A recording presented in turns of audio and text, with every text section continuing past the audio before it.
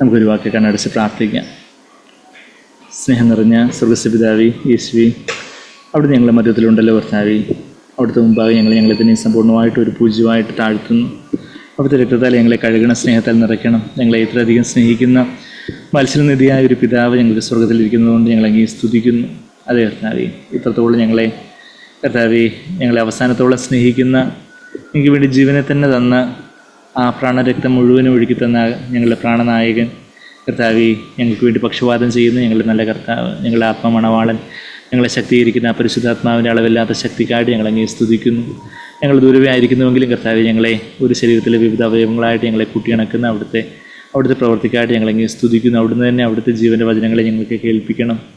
യേശുവേ, ഞങ്ങൾ കർത്താവേ ബാബിലോണിനെ കുറിച്ചൊക്കെ പല കാര്യങ്ങളൊക്കെ വായിക്കുകയും ധ്യാനിക്കുകയൊക്കെ ചെയ്യുമ്പോൾ കർത്താവേ, അതിൻ്റെ ആ ബാബിലോണിൻ്റെ മ്ലേച്ഛതയെക്കുറിച്ചുള്ളൊരു അതൊരു വെളിപ്പാടായിട്ട് ഞങ്ങൾക്ക് ലഭിച്ച് ആ ബാബിലോണിൻ്റെ ആത്മാവിൽ നിന്ന് സമ്പൂർണ്ണമായിട്ടും കഴുകൽ പ്രാപിക്കുവാൻ, ഞങ്ങളുടെ ജീവിതത്തിൽ അതിൻ്റെ ഒരു സ്മെല്ല് പോലും ഇല്ലാതിരിക്കുവാൻ തക്കവണ്ണം കർത്താവേ, ലോകമാകുന്ന ജാരൻ്റെ കൂടെ പോകുന്ന ക്രിസ്തുവിൻ്റെ പേരും പറഞ്ഞ് ലോകത്തിൻ്റെ കൂടെ വ്യഭിചരിക്കുന്ന ആ ബാബിലോണിൻ്റെ ഒരു ഗന്ധം പോലും ഇല്ലാതെ വണ്ണം കർത്താവേ, ഞങ്ങളൊരു നിർമ്മല കന്യകയായിട്ട് അവിടത്തേക്ക് വിവാഹം ചെയ്ത് നിർമ്മല കന്യക എന്ന വണ്ണം കർത്താവേ, ഞങ്ങൾ അവിടത്തേക്കായിട്ട് സമ്പൂർണ്ണമായിട്ടും അതിസ്നേഹത്തോടെ എപ്പോഴും നിറഞ്ഞു കവിയുന്ന എണ്ണപാത്രങ്ങളുമായിട്ട് നിറഞ്ഞു കവിയുന്ന സ്നേഹത്തോടെ അവിടുത്തെ മുമ്പാകെ ആയിരിക്കാൻ ഞങ്ങളെ സഹായിക്കണം. ആ പുത്തൻ യെരൂശലേമിൻ്റെ ഭാഗമായിട്ട് കർത്താവേ, ഞങ്ങളെ ആത്മാവിൽ അവിടുന്ന് പണിതെടുക്കണമെന്ന് പ്രാർത്ഥിക്കുന്നു.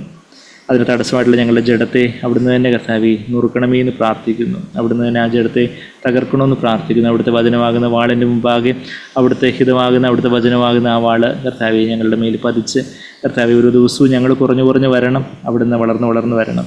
അവിടുത്തെ പുനഃനാമത്തെ മഹത്വപ്പെടുത്തുന്ന എല്ലാ യേശു കർത്താവിൻ്റെ വിലയേറിയ മാതിരിയുള്ള നാമത്തിൽ തന്നെ ആമേനാണ്. ആമേൻ. നമ്മൾ വെളിപ്പാട് പുസ്തകം 16 അധ്യായങ്ങൾ ദൈവം സഹായിച്ച് നമുക്ക് കാണാൻ സാധിച്ചു. 17ാമത്തെ അധ്യായത്തിലേക്ക് നമ്മൾ പോവുക. അപ്പോൾ നമുക്ക് അറിയാം, യോഹന്നാൻ അപ്പോസ്തലൻ്റെ കർത്താവ് പത്മോസ് ദ്വീപിൽ കൊടുത്ത ആ വെളിപ്പാട് ആദ്യത്തെ 1ാമത്തെ അധ്യായത്തിൽ യോഹന്നാൻ യേശുവിനെ ആ മഹത്വത്തിൽ ദർശിക്കുന്ന ഒരു കാര്യവും, യേശുവിൻ്റെ മഹത്വം കണ്ടാറെ യോഹന്നാൻ ഒരു മരിച്ചവനെ പോലെ കർത്താവിന് മുമ്പാകെ അങ്ങ് വീഴുന്ന ഒരു രംഗമൊക്കെ നമ്മൾ കാണുന്നു. എന്നാൽ പുനരുത്ഥാന ശക്തിയാൽ വീണ്ടും എഴുന്നേൽപ്പിക്കുന്ന ആ ഒരു കർത്താവിൻ്റെ പൊൻകരങ്ങളെ നമ്മളവിടെ കാണുന്നുണ്ട്. അതാണ് മരണവും പുനരുത്ഥാനവും. നമ്മൾ ദൈവത്തിൻ്റെ മഹത്വം കാണുമ്പോൾ യോഹന്നാന് നീ മരിച്ചു വീഴൂ എന്നൊരു കൽപ്പന ഉള്ളത് കൊണ്ടല്ല, മറിച്ച് കർത്താവിൻ്റെ തേജസ്സിനെ നമ്മൾ കാണുമ്പോൾ, കർത്താവിനെ കാണുമ്പോൾ നമ്മൾ നമ്മെ തന്നെ അറിയാതെ നമ്മൾ താഴ്ത്തി പോകുകയെന്ന് വെച്ചാൽ ദൈവത്തിൻ്റെ മഹത്വത്തിന് മുമ്പാകെ നമ്മളൊന്നുമില്ല.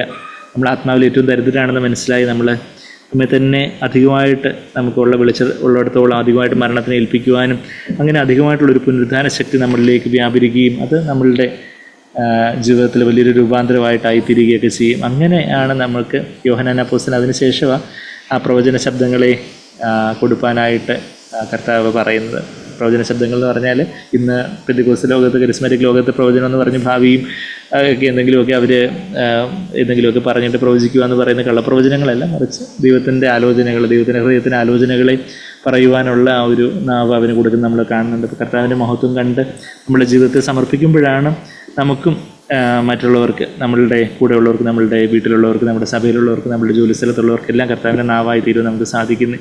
വെളിപ്പാട് 2-3 അധ്യായങ്ങളിൽ ആ സഭകൾക്കുള്ള ദൂതൊക്കെ നമ്മൾ കണ്ടതിന് ശേഷം 4-ാം അധ്യായത്തിൽ തുറന്ന ഒരു വാതിൽ, സ്വർഗത്തിൽ തുറന്നൊരു വാതിൽ കാണുന്നതും, സ്വർഗത്തിൽ 4-ാം അധ്യായത്തിൽ പിതാവായ ദൈവത്തെ ആരാധിക്കുന്നതും 5-ാം അധ്യായത്തിൽ പുത്രനായ കർത്താവിനെ ആരാധിക്കുന്നതും ഒക്കെ നമ്മൾ കാണുന്നുണ്ട്. കർത്താവ് ആ ഭൂമിക്ക് മേലുള്ള ആ ന്യായവിധികളെക്കുറിച്ച് പറയുന്ന, ഭൂമിയുടെ ആധാരം എന്നവണ്ണമുള്ള ആ മുദ്രയിടപ്പെട്ട പുസ്തകത്തിൻ്റെ മുദ്രകൾ ഓരോന്നായിട്ട് പൊട്ടിക്കുന്ന രംഗമൊക്കെ നമ്മൾ 6-ാം അധ്യായം മുതൽ കാണുന്നു. ഓരോ മുദ്രകളായിട്ട് പൊട്ടിക്കുമ്പം കർത്താവിന് വരവിന് മുമ്പാകെയുള്ള പല സംഭവ വികാസങ്ങൾ നടക്കുന്നു. കർത്താവിൻ്റെ 2ാമത്തെ വരവ്, കർത്താവിൻ്റെ 2ാമത്തെ വരവ് 6ാമത്തെ മുദ്ര പൊട്ടിക്കുമ്പോഴാണ് കർത്താവിൻ്റെ 2ാമത്തെ വരവ്. 5ാമത്തെ മുദ്രയിൽ അവിടെ മഹോപദ്രവത്തിൻ്റെ കാര്യങ്ങൾ നമ്മൾ കാണുന്നുണ്ട്. 6ാമത്തെ മുദ്രയിൽ കർത്താവിൻ്റെ വരവ്, മഹോപദ്രവത്തിലൂടെ സഭ കടന്നുപോയി. കർത്താവിൻ്റെ വരവ് 6ാമത്തെ മുദ്രയിൽ കർത്താവിൻ്റെ വരവും കർത്താവ് സഭയിൽ ചേർക്കുന്നതും,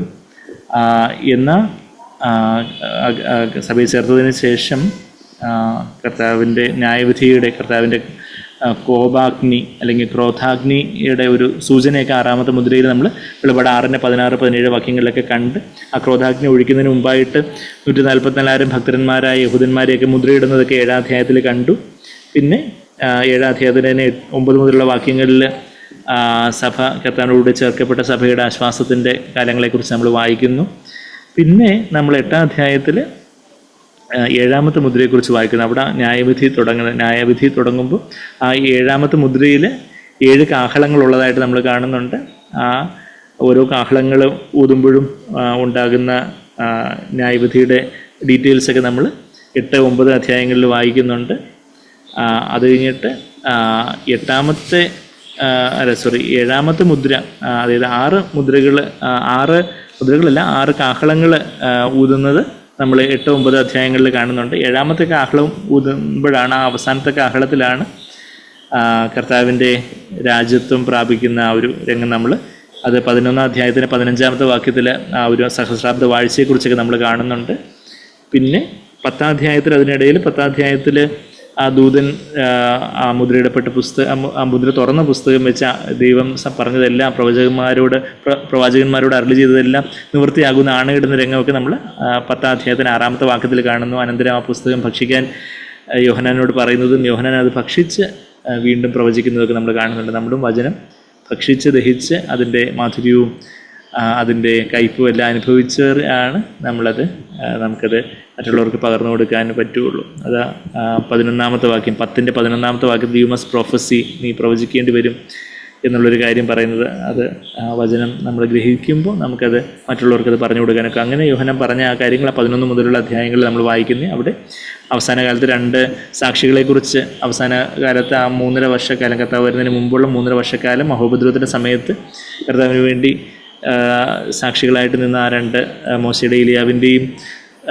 ശുശ്രൂഷയെ അനുസ്മരിപ്പിക്കുന്ന വണ്ണമുള്ള ശുശ്രൂഷ ചെയ്യുന്ന പുതിയ നിയമത്തിലെ 2 സഹോദരന്മാരെ കുറിച്ച് നമ്മൾ 11ാം അധ്യായത്തിൻ്റെ ആദ്യത്തെ 14 വാക്യത്തിൽ വായിക്കുന്നുണ്ട്. പിന്നെ 15ാമത്തെ വാക്യം മുതൽ നമ്മളിപ്പോൾ 7ാമത്തെ കാഹളം, അവിടെ കർത്താവിൻ്റെ മക്കൾക്കുള്ള, അതായത് നമുക്കുള്ള പ്രതിഫലത്തെക്കുറിച്ചൊക്കെ നമ്മൾ കാണുന്നത്. അതിനുശേഷമുള്ള സഹസ്രാബ്ദ വാഴ്ചയ്ക്ക് ശേഷമാണ് അവിശ്വാസികളുടെ ന്യായവിധി. അത് നമ്മൾ വെളിപ്പാട് പുസ്തകം 20ാം അധ്യായത്തിൽ അവസാനം കാണുന്നൊരു രംഗം. പിന്നെ 12ാം അധ്യായത്തിൽ ഇസ്രായേലിനെ ഒരു സ്ത്രീയോട് ഉപമിച്ച് ഇസ്രായേലിൻ്റെ സന്തതിയായിട്ട് വന്ന യേശു കർത്താവിനെ ഒടുക്കിക്കളയാനായിട്ട് സാത്താൻ്റെ വൃഥാ പരിശ്രമങ്ങളെക്കുറിച്ചൊക്കെ 11ാം അധ്യായത്തിൽ നമ്മൾ വായിച്ചു. പിന്നെ സാത്താനെ സ്വർഗത്തിൽ നിന്ന്, 2ാം സ്വർഗത്തിൽ നിന്ന് തന്നെ ഭൂമിയിലേക്ക് അവസാന 3.5 വർഷക്കാലത്ത് മിഖായേലിൻ്റെ നേതൃത്വത്തിലുള്ള ദൂതസംഘം സാത്താനെതിരെ യുദ്ധം ചെയ്ത് അവനെ തള്ളിയിടുന്ന രംഗമൊക്കെ നമ്മൾ അതിൻ്റെ വെളിപ്പാട് 12ൻ്റെ 9 നമ്മൾ കാണുന്നുണ്ട്. അണയാൻ പോകുന്ന തിരി ആളിക്കത്തു എന്ന് പറയുന്നത് പോലെ സാത്താനം വലിയ ക്രോധത്തോടെ വന്ന് ആ 3.5 വർഷക്കാലം ഇസ്രായേലിനെയും പിന്നീട് സഭയെയൊക്കെ പീഡിപ്പിക്കാൻ, മഹോപദ്രവത്തിലേക്ക് സഭയെ കടത്തിവിടാനൊക്കെ ആയിട്ടുള്ള സാത്താൻ്റെ ശ്രമങ്ങളെയും ഉദ്യമങ്ങളെയൊക്കെ നമ്മൾ ആ അവസാനത്തെ വാക്യങ്ങൾ 12ാം അധ്യായത്തിന് 17ാമത്തെ വാക്യത്തിലേക്ക് നമ്മൾ കാണുന്നുണ്ട്. പിന്നെ 13ാം അധ്യായത്തിൽ നമ്മൾ 2 മൃഗങ്ങളെ കണ്ടു. Beast number 1, beast number 2. ഇത് ക്രിസ്തു, കള്ളപ്രവാചകൻ, അവരുടെ തന്ത്രങ്ങളെക്കുറിച്ചും അവരുടെ വമ്പ് പറയുന്നതിനെക്കുറിച്ചുമുള്ള കാര്യങ്ങളൊക്കെ നമ്മൾ കണ്ടു.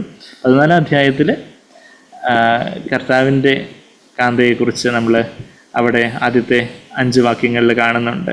144,000 പേരൊരു ശേഷിപ്പിനെ കാണുന്നുണ്ട്.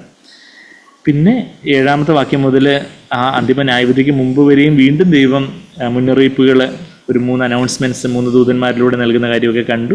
പിന്നെ 14ാമത്തെ വാക്യം മുതൽ 14ാം അധ്യായത്തിന് 14ാമത്തെ വാക്യം മുതൽ ഭൂമിയിലെ വലിയൊരു ന്യായവിധിയുടെ കൊയ്ത്ത് നടക്കുന്നതും അവസാനം അർമഗദോൻ യുദ്ധത്തിലെ രക്തക്കളത്തെക്കുറിച്ചൊക്കെ 20ാമത്തെ വാക്യത്തിലേക്ക് നമ്മൾ കണ്ടു. പിന്നെ 15ാമത്തെ അധ്യായത്തിൽ ഈ ന്യായവിധിക്ക് മുമ്പായിട്ടുള്ള സ്വർഗത്തിലെ ഒരു ആരാധനയുടെ രംഗം, കർത്താവിനെ ആരാധിക്കുന്നവർ അവിടെ പളുങ്ക് കടലിൻ്റെ മീതെ നിന്ന് അവരാരാധിക്കുന്ന വലിയ സ്വസ്ഥതയോടെ സമാധാനത്തോടെ കർത്താവിനെ ആരാധിക്കുന്നു. അവർ പൊൻവീണകൾ, ദൈവത്തിൻ്റെ വീണകളൊക്കെ മീട്ടിക്കൊണ്ട് പളുങ്ക് കടലിന് മീതെ നിന്നുകൊണ്ട് ആരാധിക്കുന്ന കാര്യമൊക്കെ നമ്മൾ അതിൻ്റെ 2-3 വാക്യങ്ങളിലൊക്കെ കണ്ടു. ദൈവത്തിൻ്റെ വഴികളെക്കുറിച്ചും ദൈവത്തിൻ്റെ പ്രവർത്തികളെക്കുറിച്ചുമൊക്കെ അവർ എത്ര നീതിയുക്തമാണ്, എത്ര മഹത്വകരമാണെന്നുള്ള കാര്യമൊക്കെ പറയുന്ന രംഗങ്ങളൊക്കെ നമ്മൾ കാണുകയും, പിന്നീട് ആ ന്യായവിധിക്ക് മുമ്പായിട്ട് പോലും ദൈവത്തിൻ്റെ മഹത്വം അവിടെ ആലയത്തെ ഫില്ല് ചെയ്യുന്നത് നമ്മൾ കാണുന്നുണ്ട്. ന്യായവിധി ദൈവത്തിൻ്റെ മഹത്വം വർണ്ണിക്കുന്ന ഒരു വലിയ കാര്യമാണ്. ന്യായവിധി എന്തോ ഒരു ദൈവത്തിന് പെട്ടെന്ന് ദേഷ്യം വന്ന് എന്തോ ഔട്ട് ഓഫ് കൺട്രോളായിട്ട് എന്തൊക്കെയോ കുറേ കാര്യങ്ങൾ ചെയ്ത് കൂട്ടുന്നത് പോലെയുള്ള ഒരു മനുഷ്യൻ്റെ കോപം മാതിരിയല്ല. ദൈവത്തിൻ്റെ ക്രോധം എന്ന് പറഞ്ഞാൽ അത് ഏറ്റവും ന്യായമായിട്ട്, ഏറ്റവും നീതിയോടെ, ഏറ്റവും അളന്ന് തൂക്കി ഓരോരുത്തർക്കും വേണ്ടും വണ്ണം അതിനനുസരിച്ച് വളരെ ഏറ്റവും ജസ്റ്റായിട്ടുള്ള ന്യായവിധിയാണെന്നുള്ള കാര്യം. അത് ന്യായവിധി നടക്കുമ്പോൾ തന്നെ ദൂതരിൽ ഓരോരുത്തർ ഡിസേർവ് ഇറ്റ്. അതിൻ്റെ ആ 16:6 അവർ യോഗ്യർ തന്നെ, ഇങ്ങനെയൊക്കെ ചെയ്യാൻ അവർ യോഗ്യർ തന്നെ എന്നുള്ള കാര്യമൊക്കെ നമ്മൾ വായിക്കുന്നുണ്ട്. 16-ാം അധ്യായമാണ് നമ്മൾ കഴിഞ്ഞ ആഴ്ചകളിൽ കണ്ട്. 16-ാം അധ്യായത്തിൽ ആ ക്രോധകലശങ്ങളെക്കുറിച്ച് നമ്മൾ വായിച്ചു. ക്രോധകലശങ്ങളിൽ 7 ക്രോധകലശങ്ങൾ. അവിടെ ആ ക്രോധകലശങ്ങൾ എന്ന് പറയുന്നത് ആ കാഹളങ്ങളോട് ചേർന്ന് വരുന്ന സംഭവങ്ങളായിട്ടാണ് നമ്മൾ അതിൻ്റെ ഡീറ്റെയിൽസ് വായിക്കുമ്പോൾ നമുക്ക് മനസ്സിലാവുന്നത്. കാഹളം, ആ 7 കാഹളങ്ങളെക്കുറിച്ച് 8-ാം അധ്യായത്തിൽ നമ്മൾ കാണുന്നു. 8-9 അധ്യായങ്ങളിൽ ആ ഒരു 6 കാഹളങ്ങളെക്കുറിച്ച് കാണുന്നു. 7-ാമത്തെ കാഹളത്തെക്കുറിച്ച് നമ്മൾ കാണുന്നത് 11:15. നമുക്കറിയാം, നമ്മളിപ്പം ഇത്രയും വായിച്ചിരുന്നതിന് നമുക്ക് മനസ്സിലായി കാണും. ഈ വെളിപാട് പുസ്തകം ക്രൊണോളജിക്കൽ ഓർഡറിൽ, ക്രമാനുഗതമായിട്ട്, കാലക്രമത്തിനനുസരിച്ച് ക്രമമായിട്ട് അല്ല എഴുതിയിരിക്കുന്നത്.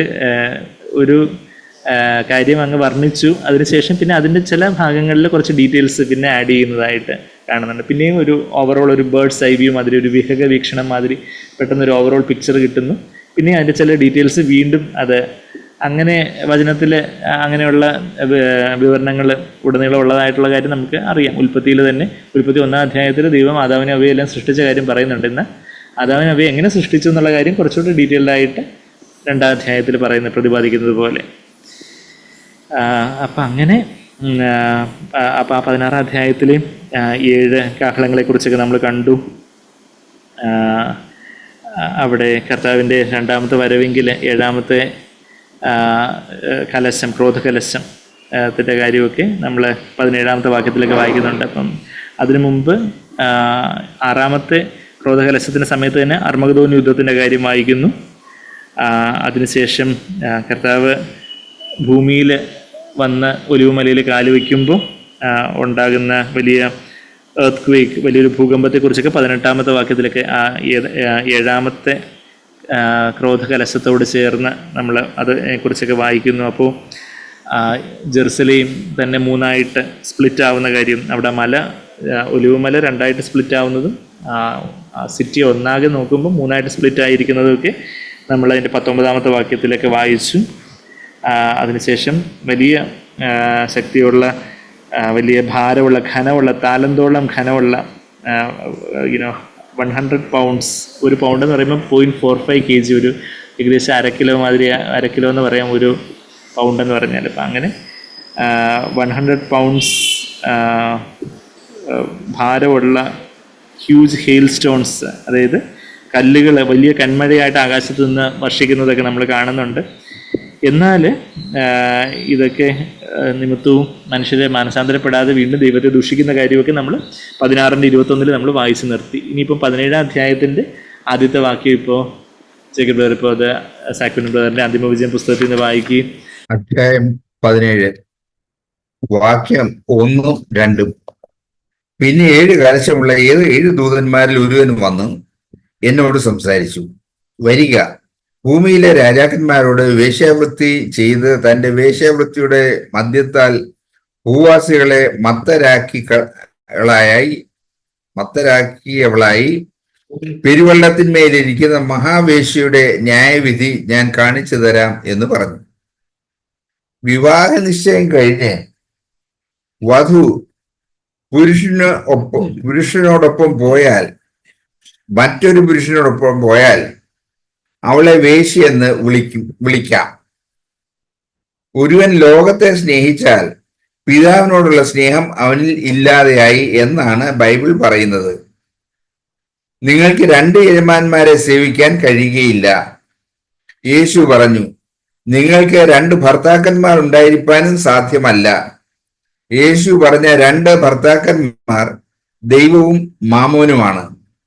മാമോൻ എന്ന് പറഞ്ഞാൽ ഭൗതിക വസ്തുക്കൾ.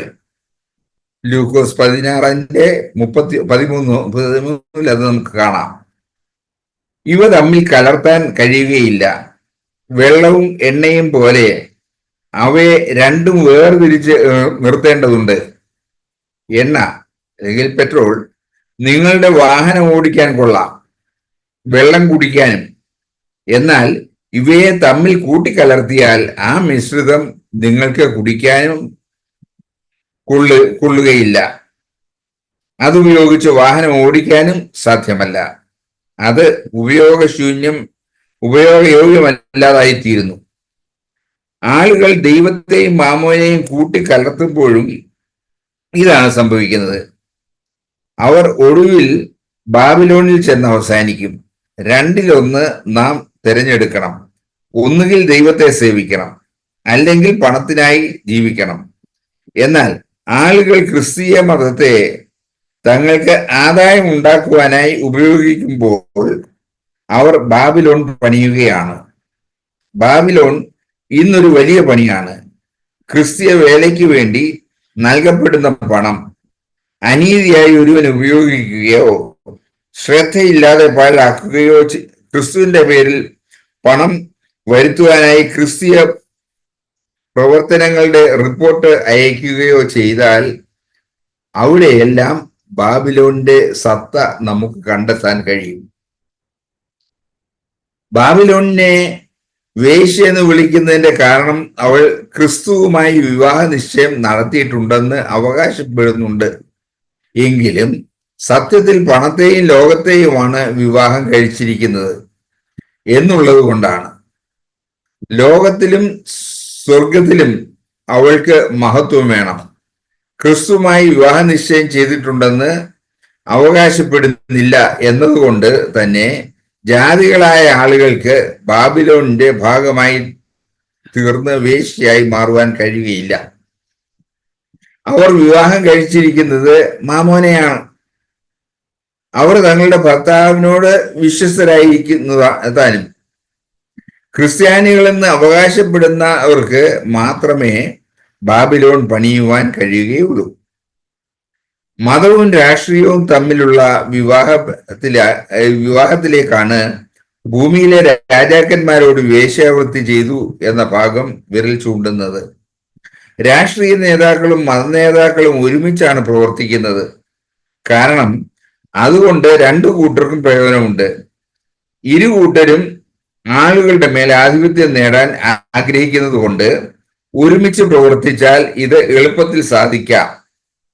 കഴിഞ്ഞ 2000 വർഷം ആയി ഇത് എത്രത്തോളം വിജയകരമായി നടന്നു വന്നു എന്നത് ക്രിസ്തീയ ചരിത്രം വെളിപ്പെടുത്തുന്നുണ്ട്. AD 300 റോമൻ ചക്രവർത്തി കോൺസ്റ്റന്റൈൻ ക്രിസ്ത്യാനിയായപ്പോൾ അദ്ദേഹം ക്രിസ്തീയ ബിഷപ്പന്മാരുമായി കൈകോർത്തു സഭയുടെ തലവനായി മാറി. ബാബിലോൺ ക്രിസ്തീയതയുടെ തുടക്കം അതായിരുന്നു. റോമിലാണ് അത് ആരംഭിച്ചത്. കോൺസ്റ്റന്റൈന്റെ കാലത്തിന് കുറഞ്ഞത് 200 വർഷം മുമ്പാണ് യോഹന്നാൻ വെളിപ്പാട് പുസ്തകം എഴുതിയത് എന്ന് ഓർക്കുക. എന്നിട്ടും ഇവിടെ 9-ാം വാക്യത്തിൽ യോഹന്നാൻ എഴുതുന്നു, ഇവിടെ ജ്ഞാനബുദ്ധി ഉണ്ട്. തല 7 സ്ത്രീ ഇരിക്കുന്ന 7 മലകളാകുന്നു. വേശ്യ അവളുടെ പ്രവർത്തന കേന്ദ്രം ആക്കിയിരിക്കുന്നത് റോം ആണ്. 7 മലകളിന്മേൽ പണിത നഗരം. നീ കണ്ട സ്ത്രീയോ ഭൂരാജാക്കന്മാരുടെ മേൽ രാജത്വമുള്ള മഹാനഗരം തന്നെ എന്ന 18-ാം വാക്യം റോം ആണ് ഇതെന്ന് ആവർത്തിച്ച് ഉറപ്പിക്കുന്നു. നൂറ്റാണ്ടുകളായി ക്രിസ്തീയ നേതാക്കന്മാർ രാഷ്ട്രീയ നേതൃത്വവുമായി കൈകോർക്കുന്നത് ഏറെയും റോമിൽ നാം കാണുന്നു. ആത്മീക വ്യഭിചാരവും ക്രിസ്തീയതയുടെ അപചയവും ആണ് ഫലം. ഇതാണ് ബാബിലോൺ. അപജയം സംഭവിച്ച ക്രിസ്തീയതയുടെ സ്വാധീനം ഇന്ന് ഭൂമിയിലെങ്ങും പരന്നിട്ടുണ്ട്. അതുകൊണ്ടാണ് വേശ്യാവൃത്തിയുടെ മധ്യത്താൽ ഭൂവാസികൾ മത്തരായിരിക്കുന്നു എന്ന് പറഞ്ഞിരിക്കുന്നത്. അപ്പോൾ നമ്മൾ വെളിപാട് പുസ്തകം 17-ാം അധ്യായത്തിൻ്റെ 1-2 വാക്യങ്ങൾ ഇപ്പം നമ്മൾ വായിച്ചു കേട്ടു. ബാബിലോണിൻ്റെ ജഡ്ജ്മെൻറ്റ് ആണ് നമ്മളിവിടെ കാണുന്നത്. ബാബിലോൺ എന്താണെന്നും അത് നമ്മളെങ്ങനെ തിരിച്ചറിയണം എന്നുള്ള കാര്യങ്ങളൊക്കെ നമ്മൾ വളരെ സിമ്പിളായിട്ടുള്ള സെൻറ്റൻസസിൽ സാക്ബറിൻ്റെ ആ ഒരു അന്തിമ വിജയം പുസ്തകത്തിൽ നമ്മളിപ്പം വായിച്ച് കേട്ടു. അപ്പോൾ നമ്മളിവിടെ 16-ാം അധ്യായത്തിൽ ഈ 7 ക്രോധകലശങ്ങളുമായിട്ടുള്ള 7 ദൂതന്മാരെ കാണുന്നുണ്ട്. ആ ദൂതന്മാരിൽ ഒരാൾ വന്ന് യോഹന്നാനോട് പറയുന്ന ഒരു കാര്യം നമ്മൾ കാണുക. അപ്പോൾ ആ 7 ദൂതന്മാരിൽ അവിടെ നമ്മളതിൻ്റെ തൊട്ട് മുമ്പത്തെ അധ്യായത്തിലേക്ക് നമ്മൾ നോക്കുകയാണെങ്കിൽ അവിടെ 19-ാമത്തെ വാക്യത്തിലേക്ക് ബാബിലോണിൻ്റെ കാര്യം പറയുന്നുണ്ട്. Babylon the great was remembered before God. മഹാനഗരം 3 അംശമായി പിരിഞ്ഞു, അതായത് യെരുസലേം 3 അംശമായി പിരിഞ്ഞു. 16-19 ജാതികളുടെ പട്ടണങ്ങളും വീണുപോയി. ദൈവകോപത്തിന് ക്രോധമധ്യമുള്ള പാത്രം മഹാബാബിലോണിന് കൊടുക്കേണ്ടതിന് അവളെ ദൈവസന്നിധിയിൽ ഓർത്തു. അപ്പോൾ ഈ 7-ാമത്തെ ദൂതൻ ക്രോധകലശം ഒഴിക്കുമ്പോൾ അത് ബാബിലോണിനെ അവിടെ ദൈവത്തിൻ്റെ ക്രോധമദ്യം, ദൈവകോപത്തിൻ്റെ ക്രോധമദ്യം അവൾക്ക് കുടിക്കേണ്ടതിനായിട്ട് കൊടുക്കുന്നൊരു കാര്യം നമ്മളിവിടെ വായിക്കുന്നത്.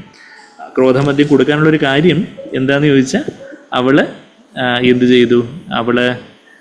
അവളുടെ കയ്യിലുണ്ടായിരുന്നത് ദുർനടപ്പിൻ്റെ മദ്യമായിരുന്നു. അത് വൈൻ ഓഫ് ഇമ്മൊറാലിറ്റി, വേശ്യാവൃത്തിയുടെ മദ്യത്താൽ നിന്ന് നമ്മൾ 1-ാമത്തെ വാക്യത്തിൽ മലയാളത്തിൽ 1-ാമത്തെ വാക്യത്തിൽ വേശ്യാവൃത്തിയുടെ മദ്യത്താൽ ഭൂവാസികളെ മത്തരാക്കി അവളായി നമ്മൾ വായിക്കുന്നുണ്ട്. ഇംഗ്ലീഷിൽ 2-ാമത്തെ വാക്യത്തിൽ drunk with wine of immorality. ഇതേ കാര്യത്തിന് നമ്മൾ 14-ാം അധ്യായത്തിലും ഇതിൻ്റെ ഒരു സൂചന നമ്മൾ കണ്ടായിരുന്നു. അവിടെയും ഒരു വൈൻ കുടിച്ചാൽ ഒരു വൈൻ ഫ്രീ എന്ന് പറയുന്നത് പോലെ, ഇതെടുത്താൽ ഇത് ഫ്രീ എന്ന് സൂപ്പർ മാർക്കറ്റിൽ കാണുന്നത് പോലെ ഈ ബാബിലോണിൻ്റെ വേശ്യാവൃത്തിയുടെ മദ്യം അവൾക്ക് ഉണ്ടായിരുന്നത് കൊണ്ട് ദൈവത്തിൻ്റെ ക്രോധമദ്യം കൂടെ നീ കുടിച്ചേ പറ്റത്തുള്ളൂ എന്ന് പറയുന്ന അവസ്ഥയാണ് നമ്മൾ അവിടെ ആ കാര്യങ്ങൾ കണ്ടത്. ഇതിനെക്കുറിച്ചുള്ള വാർണിങ്, ഇതിനെക്കുറിച്ചുള്ള ഇപ്പം 17-ാം അധ്യായത്തിൽ ഈ കാര്യങ്ങൾ നടക്കുന്ന കാര്യങ്ങൾ, 16-ാം അധ്യായത്തിന് അവസാനവും 17-ാം അധ്യായത്തിലും ഒക്കെ ഇത് നടക്കുന്ന കാര്യങ്ങൾ പറയുമ്പോൾ, ഈ ന്യായവിധി നടക്കുന്ന കാര്യങ്ങൾ പറയുമ്പോൾ 14-ാം അധ്യായത്തിൽ ഇതിൻ്റെ വാർണിംഗ്, മുന്നറിയിപ്പുകളൊക്കെ ദൈവം വ്യക്തമായിട്ടും സ്പഷ്ടമായിട്ടും എല്ലാം കൊടുത്തതായിട്ട് നമ്മൾ കാണുന്നത്. അവിടെ 14-ാം അധ്യായത്തിൻ്റെ 8-ാമത്തെ വാക്യത്തിൽ 2-ാമത്തെ അനൗൺസ്മെൻറ്റ് വരുന്നു. നമ്മൾ റെയിൽവേ പ്ലാറ്റ്ഫോമിലെ അനൗൺസ്മെൻറ്റ് മാതിരിയുള്ള കാര്യങ്ങളുമായിട്ടൊക്കെ താരതമ്യം ചെയ്ത് പറഞ്ഞു. 2-ാമത് വേറൊരു ദൂതൻ പിഞ്ചെന്ന് വീണുപോയി ഫോളൻ ഈസ് ബാബിലോൺ.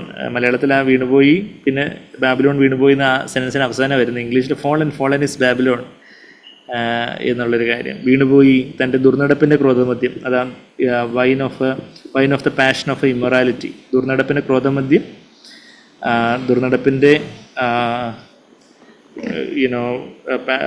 ക്രോധമദ്യം, അല്ലെങ്കിൽ അതിൻ്റെ ആവേശത്തിൻ്റെ ആ മദ്യം അവൾ എന്താ ചെയ്ത് സകല ജാതികളെയും കുടിപ്പിച്ച, സകല ജാതികളെയും, അതായത് ഭൂമിയിലെമ്പാടും ഇവളുടെ ആ ബാബിലോണിൻ്റെ ആ ഒരു വ്യാജസഭയുടെ ഇൻഫ്ലുവൻസ് നമ്മൾ കാണുന്നുണ്ട്. ആ ഒരു വ്യാജസഭയുടെ ഇൻഫ്ലുവൻസ് എന്ന് പറയുമ്പം എന്താ നമ്മളിവിടെ കാണുന്നത്? അതിനെക്കുറിച്ച് നമ്മളിപ്പം അതിമോചന പുസ്തകത്തിൽ നമ്മൾ വായിച്ച് കേട്ടു. നമുക്ക് ആ വാക്യത്തിലേക്ക് നമുക്ക് പോകാം. അതിന് മുമ്പായിട്ട് ഈ 8-ാമത്തെ വാക്യം 14-ന്റെ 8 ദുർനടപ്പിന് ക്രോധമദ്യം സകല ജാതികളെയും കുടിപ്പിച്ച് മഹതിയാം ബാബിലോൺ. അവൾ ആളുകളുടെ മുമ്പിൽ മഹതിയാണ്. അവൾ വളരെ ബാബിലോൺ ദ ഗ്രേറ്റ് എന്ന് 11 തവണ ഈ വെളിപ്പാട് പുസ്തകത്തിൽ പറയുന്ന കാര്യമൊക്കെ നമ്മൾ കണ്ടായിരുന്നു. അപ്പം അതുപോലെ അവൾ ലോകത്തിന് മുമ്പാകെ വളരെ മഹതിയായിട്ട് അറിയപ്പെടുന്ന, വലിയ ഗ്രേറ്റ് ആയിട്ട് അറിയപ്പെടുന്ന വലിയ വലിയ സ്ഥാപനങ്ങളും വലിയ വലിയ അമ്പരചുംബികളായിട്ടുള്ള പള്ളികളും ഒക്കെ ഉള്ള മഹതിയായിട്ടുള്ള ഒരു കാര്യം. അതിന് ആസ്ഥാനം റോമ എന്നുള്ള കാര്യമൊക്കെ നമ്മളിപ്പം വായിച്ച് കേട്ടതേ ഉള്ളൂ. എന്നാൽ ആ ബാബിലോൺ എന്നുള്ള വേശ്യയ്ക്ക് ഒരുപാട് ഡോട്ടഡ് ഹാർലറ്റ്സ്, പുത്രിമാരായ വേശ്യകളായിട്ടുള്ള മക്കളുണ്ട് എന്നുള്ള കാര്യമൊക്കെയും നമ്മൾ കാണുന്നുണ്ട്. അപ്പോൾ മഹദിയാം ബാബിലോൺ ആകുന്ന അത് റോമിലാണ് അതിൻ്റെ ഹെഡ് ക്വാർട്ടേഴ്സ് എന്ന് പറയുമ്പോൾ നമുക്കറിയാം. ഇപ്പോൾ അതിൻ്റെ ചരിത്രവും നമ്മൾ വായിച്ചു. ആദിമസഭ, ആദിമ നൂറ്റാണ്ടിൽ തന്നെ സഭയിൽ എത്രമാത്രം കറപ്ഷനും, അതായത് എത്രമാത്രം കലർപ്പും പല തരത്തിലുള്ള പ്രശ്നങ്ങളും കാര്യങ്ങളും ഒക്കെ ഉണ്ടായിരുന്നു എന്നുള്ള കാര്യമൊക്കെ നമ്മൾ അപ്പോസ്തലപ്രവൃത്തികൾ വായിക്കുമ്പോൾ തന്നെ ആദ്യം മുതലേ ഉള്ള ചെറിയ ചെറിയ പ്രശ്നങ്ങളും കാര്യങ്ങളും ഒക്കെ നമ്മൾ വായിക്കുന്നുണ്ട്. പിന്നെ 1-ാം നൂറ്റാണ്ടിൻ്റെ അവസാനം ആകുമ്പോഴത്തേക്കും 90-95 AD ഈ വെളിപ്പാട് പുസ്തകം എഴുതുന്നത്. ആ സമയത്ത് തന്നെ 7 സഭകളുണ്ടായിരുന്നതിൽ 5ഉം ദൈവത്തിൻ്റെ ആ സ്റ്റാൻഡേർഡിൽ നിന്നൊക്കെ ഒത്തിരി ദൂരെയായിരുന്നു എന്നുള്ള കാര്യമൊക്കെ നമ്മൾ കാണുന്നുണ്ട്. എന്നാൽ ആദ്യത്തെ 3 നൂറ്റാണ്ടുകളൊക്കെ അതുപോലെ പീഡനവും ഉപദ്രവവും ഒക്കെ ഉണ്ടായിരുന്നതുകൊണ്ട്, പ്രോസിക്യൂഷനൊക്കെ ഉണ്ടായിരുന്നതുകൊണ്ട് സഭ ഏറെക്കുറെ പ്യുവറായിരുന്നു എന്നുള്ള കാര്യമാണ് നമ്മൾ ചരിത്രത്തിൽ കാണുന്നത്. എന്നാൽ 3-ാം നൂറ്റാണ്ടിലായപ്പോഴാണ്, 3-ാം നൂറ്റാണ്ട് AD 300-നോട് അടുപ്പിച്ചാണ് കോൺസ്റ്റന്റീൻ ചക്രവർത്തി അത് ഈ ക്രിസ്തീയതയെ ഒരു മതമായിട്ടങ്ങ് സ്വീകരിക്കുന്നത് നമ്മൾ ചരിത്രത്തിൽ കാണുന്നത്. അപ്പോൾ റോമൻ ചക്രവർത്തിയാണ്. അപ്പോൾ അതാ ഈ ആസ്ഥാനം റോമാണെന്ന് പറയുമ്പോഴത്തേക്കും റോമൻ ചക്രവർത്തി, പിന്നെ അത് മതമായിട്ട് സ്വീകരിച്ച അതാണ് റോമൻ കത്തോലിക്ക സഭ. അതിൽ നിന്നാണ് പിന്നെ മാർട്ടിൻ ലൂതറിൻ്റെ സമയത്ത് പ്രൊട്ടസ്റ്റൻസ്, മാർട്ടിൻ ലൂതർ അതിനെ പ്രൊട്ടസ്റ്റ് ചെയ്ത് പുറത്തു വന്നതുകൊണ്ട് അത് പിന്നെ ബാക്കിയുള്ള കത്തോലിക്ക സഭ അല്ലാത്തതിനെല്ലാം പ്രൊട്ടസ്റ്റന്റ് ചേർച്ചസ് എന്ന് അറിയപ്പെടുന്നത്. അപ്പം ഡിനോമിനേഷണൽ ചേർച്ചസ് ആവട്ടെ, പിന്നെ നോൺ ഡിനോമിനേഷണൽ ആയിട്ടുള്ള ഇൻഡിപെൻഡൻറ്റ് ചേർച്ചസ് ആവട്ടെ, അതിലെല്ലാം നമ്മൾ ഏതെങ്കിലും ഒരു സഭയെ അങ്ങ് കല്ലെറിയാനല്ല, മറിച്ച് ഈ ആ ഒരു ബാബിലോണിൻ്റെ സ്പിരിറ്റ്, അതായത് യേശുവിൻ്റെ പേര് പറയുന്നു എന്നാൽ ലോകത്തിൻ്റെ പിന്നാലെയാണ് കൂറ്. യേശുവിലാണ് വിശ്വാസം, കേസിയിലാണ് ആശ്വാസം എന്ന് പറയുന്നത് പോലെ യേശുവിൻ്റെ പേരിലാണ് കാര്യങ്ങളൊക്കെ നടക്കുന്നത്, എന്നാൽ പണം പിരിക്കുന്നത് സ്വന്തം കീശയിലാക്കാൻ വേണ്ടിയാണ്. അത് ഇന്ന് എവിടെ നടക്കുന്നതെന്ന് ചോദിച്ചാൽ ഇത് എവിടെ നടന്നില്ലെന്ന് ചോദിച്ചാൽ മതി. ഓഫ് കോഴ്സ് ദൈവം സഹായിച്ച് നമ്മുടെ CFC ചേർച്ചസ് അതിന് അപവാദമായിട്ട് ദൈവമഹത്വത്തിനായിട്ട് നിലകൊള്ളുന്നു. പിന്നെ വളരെ ചുരുക്കം സഭകളും ഉണ്ടായിരിക്കാം. നമ്മുടെ ബാക്കി എല്ലാവരും അങ്ങ് കാടടിച്ചമ്പളാരും വെടിവെക്കുകയല്ല, എന്നാൽ ചുരുക്കം അതുപോലെയുള്ള വിശ്വസ്തരായിട്ടുള്ള കൂട്ടങ്ങൾ അവിടെ ഇവിടെയെല്ലാം പലയിടങ്ങളിലും ഉണ്ട്. എന്നാൽ ഭൂരിഭാഗവും നമ്മൾ നോക്കുമ്പോൾ ഇന്ന് പെന്തക്കോസ്ത്, കരിസ്മാറ്റിക് കോളങ്ങളാവട്ടെ, ബാക്കി ഭൂരിഭാഗമുള്ള യേശുവിൻ്റെ പേരിലുള്ള പല പ്രവർത്തനങ്ങളും കാര്യങ്ങളുമൊക്കെ നമ്മൾ ആരെയും പുച്ഛിക്കാനോ നിന്ദിക്കാനോ അല്ല, മറിച്ച് എന്നാൽ അതിൽ നിന്നൊരു പാഠം ഉൾക്കൊണ്ട് നമുക്കും അങ്ങനെ ഒരു അപജയം സംഭവിക്കാതിരിക്കാൻ വേണ്ടി അതിൽ നിന്ന് പാഠം ഉൾക്കൊള്ളുവാൻ എന്തുകൊണ്ടാണ് നമ്മൾ പണത്തിൻ്റെ കാര്യത്തിലും ബാക്കി ദൈവവചനത്തിൻ്റെ ഓരോ ഉപദേശ പ്രമാണങ്ങളുടെ കാര്യത്തിലും ഒക്കെ ഒരു ഏറ്റവും കൃത്യമായിട്ടുള്ള വചനത്തോട് ഏറ്റവും ചേർന്നുള്ളൊരു സ്റ്റാൻഡ് എടുത്തുകൊണ്ട് കാര്യങ്ങൾ നമ്മളൊരു സെപ്പറേറ്റ് ആയിട്ടുള്ളൊരു ചേർച്ചായിട്ട് നമുക്ക് ഒത്തിരി സഭകളുണ്ടല്ലോ, എവിടെയെങ്കിലുമൊക്കെ അങ്ങ് പോയാൽ പോരെ, എവിടെയെങ്കിലും അങ്ങ് ആരാധിച്ചാൽ പോരെ, എവിടെയെങ്കിലും അങ്ങ് കൂട്ടായ്മ ആയാൽ പോരെ എന്ന് ചോദിച്ചാൽ പോരാ എന്നാണ് ദൈവവചനം പറയുന്നത്. നമുക്ക് അങ്ങ് എവിടെയെങ്കിലും അങ്ങ് എങ്ങനെയെങ്കിലുമൊക്കെ അങ്ങ് പോയാൽ മതി, അങ്ങനെ ഒരു മിനിമം അജണ്ടേ ഉള്ളൂ എന്നുണ്ടെങ്കിൽ എവിടെയെങ്കിലുമൊക്കെ അങ്ങ് പോവാം. പക്ഷേ എന്നാൽ ദൈവവചനത്തോട് ഏറ്റവും ചേർന്ന് നിൽക്കുന്ന ദൈവവചനം, അതുപോലെ ഏറ്റവും നമ്മളെന്തോ എല്ലാത്തിലും പെർഫെക്റ്റ് ആയി എന്നുള്ള കാര്യമല്ല, എന്നാൽ ആ പെർഫെക്ഷനിലോട്ട് ദൈവം നമുക്ക് തന്നിട്ടുള്ള ആ വെളിച്ചത്തിനൊത്തവണ്ണം ആ പെർഫെക്ഷനിലോട്ട് പ്രസ് ഓൺ ചെയ്യുന്ന ഒരു കൂട്ടമായിട്ടായിരിക്കാനാണ് ദൈവം നമ്മുടെ CFC ചേർച്ചസ് ആയിട്ട് പലയിടങ്ങളിലും ദൈവം ഇതുപോലുള്ള കൂട്ടങ്ങളെ ഉരുവാക്കിയിട്ടുള്ളത്. അതുകൊണ്ടാണല്ലോ നമ്മൾ പല കാര്യങ്ങളിലും നമുക്ക് ബാക്കിയുള്ള ചേർച്ചസിലുള്ള പല സൗകര്യങ്ങളുമായിട്ട് നമ്മളവരെ സ്നേഹിക്കുന്നു, നമുക്ക് അവരുടെ ആ ഒരു ആത്മീയമായിട്ടുള്ള കാഴ്ചപ്പാടിൻ്റെ അളവിൽ നമുക്ക് അവരോട് കൂട്ടായ്മയാകാം. എന്നാൽ നമുക്ക് പലപ്പോഴും അവരോട് ഒരളവിന് മീതെ ചേർന്ന് പ്രവർത്തിക്കാനൊന്നും കഴിയാത്തത് എന്താണെന്ന് ചോദിച്ചാൽ പല കാര്യങ്ങളിലും വ്യത്യസ്തമായ പല സ്റ്റാൻഡുകളും കാര്യങ്ങളൊക്കെ ഉള്ളത്. പക്ഷേ ഓഫ്കോഴ്സ് നമ്മളെക്കാട്ടിലും എത്രയോ ഹോൾഹാർട്ടഡായിട്ടുള്ള പല സഹോദരങ്ങളും വേറെ പല സഭകളിലും ഉണ്ട്. അപ്പോൾ അതിനൊന്നും നമ്മൾ തള്ളിപ്പറയുകയില്ല.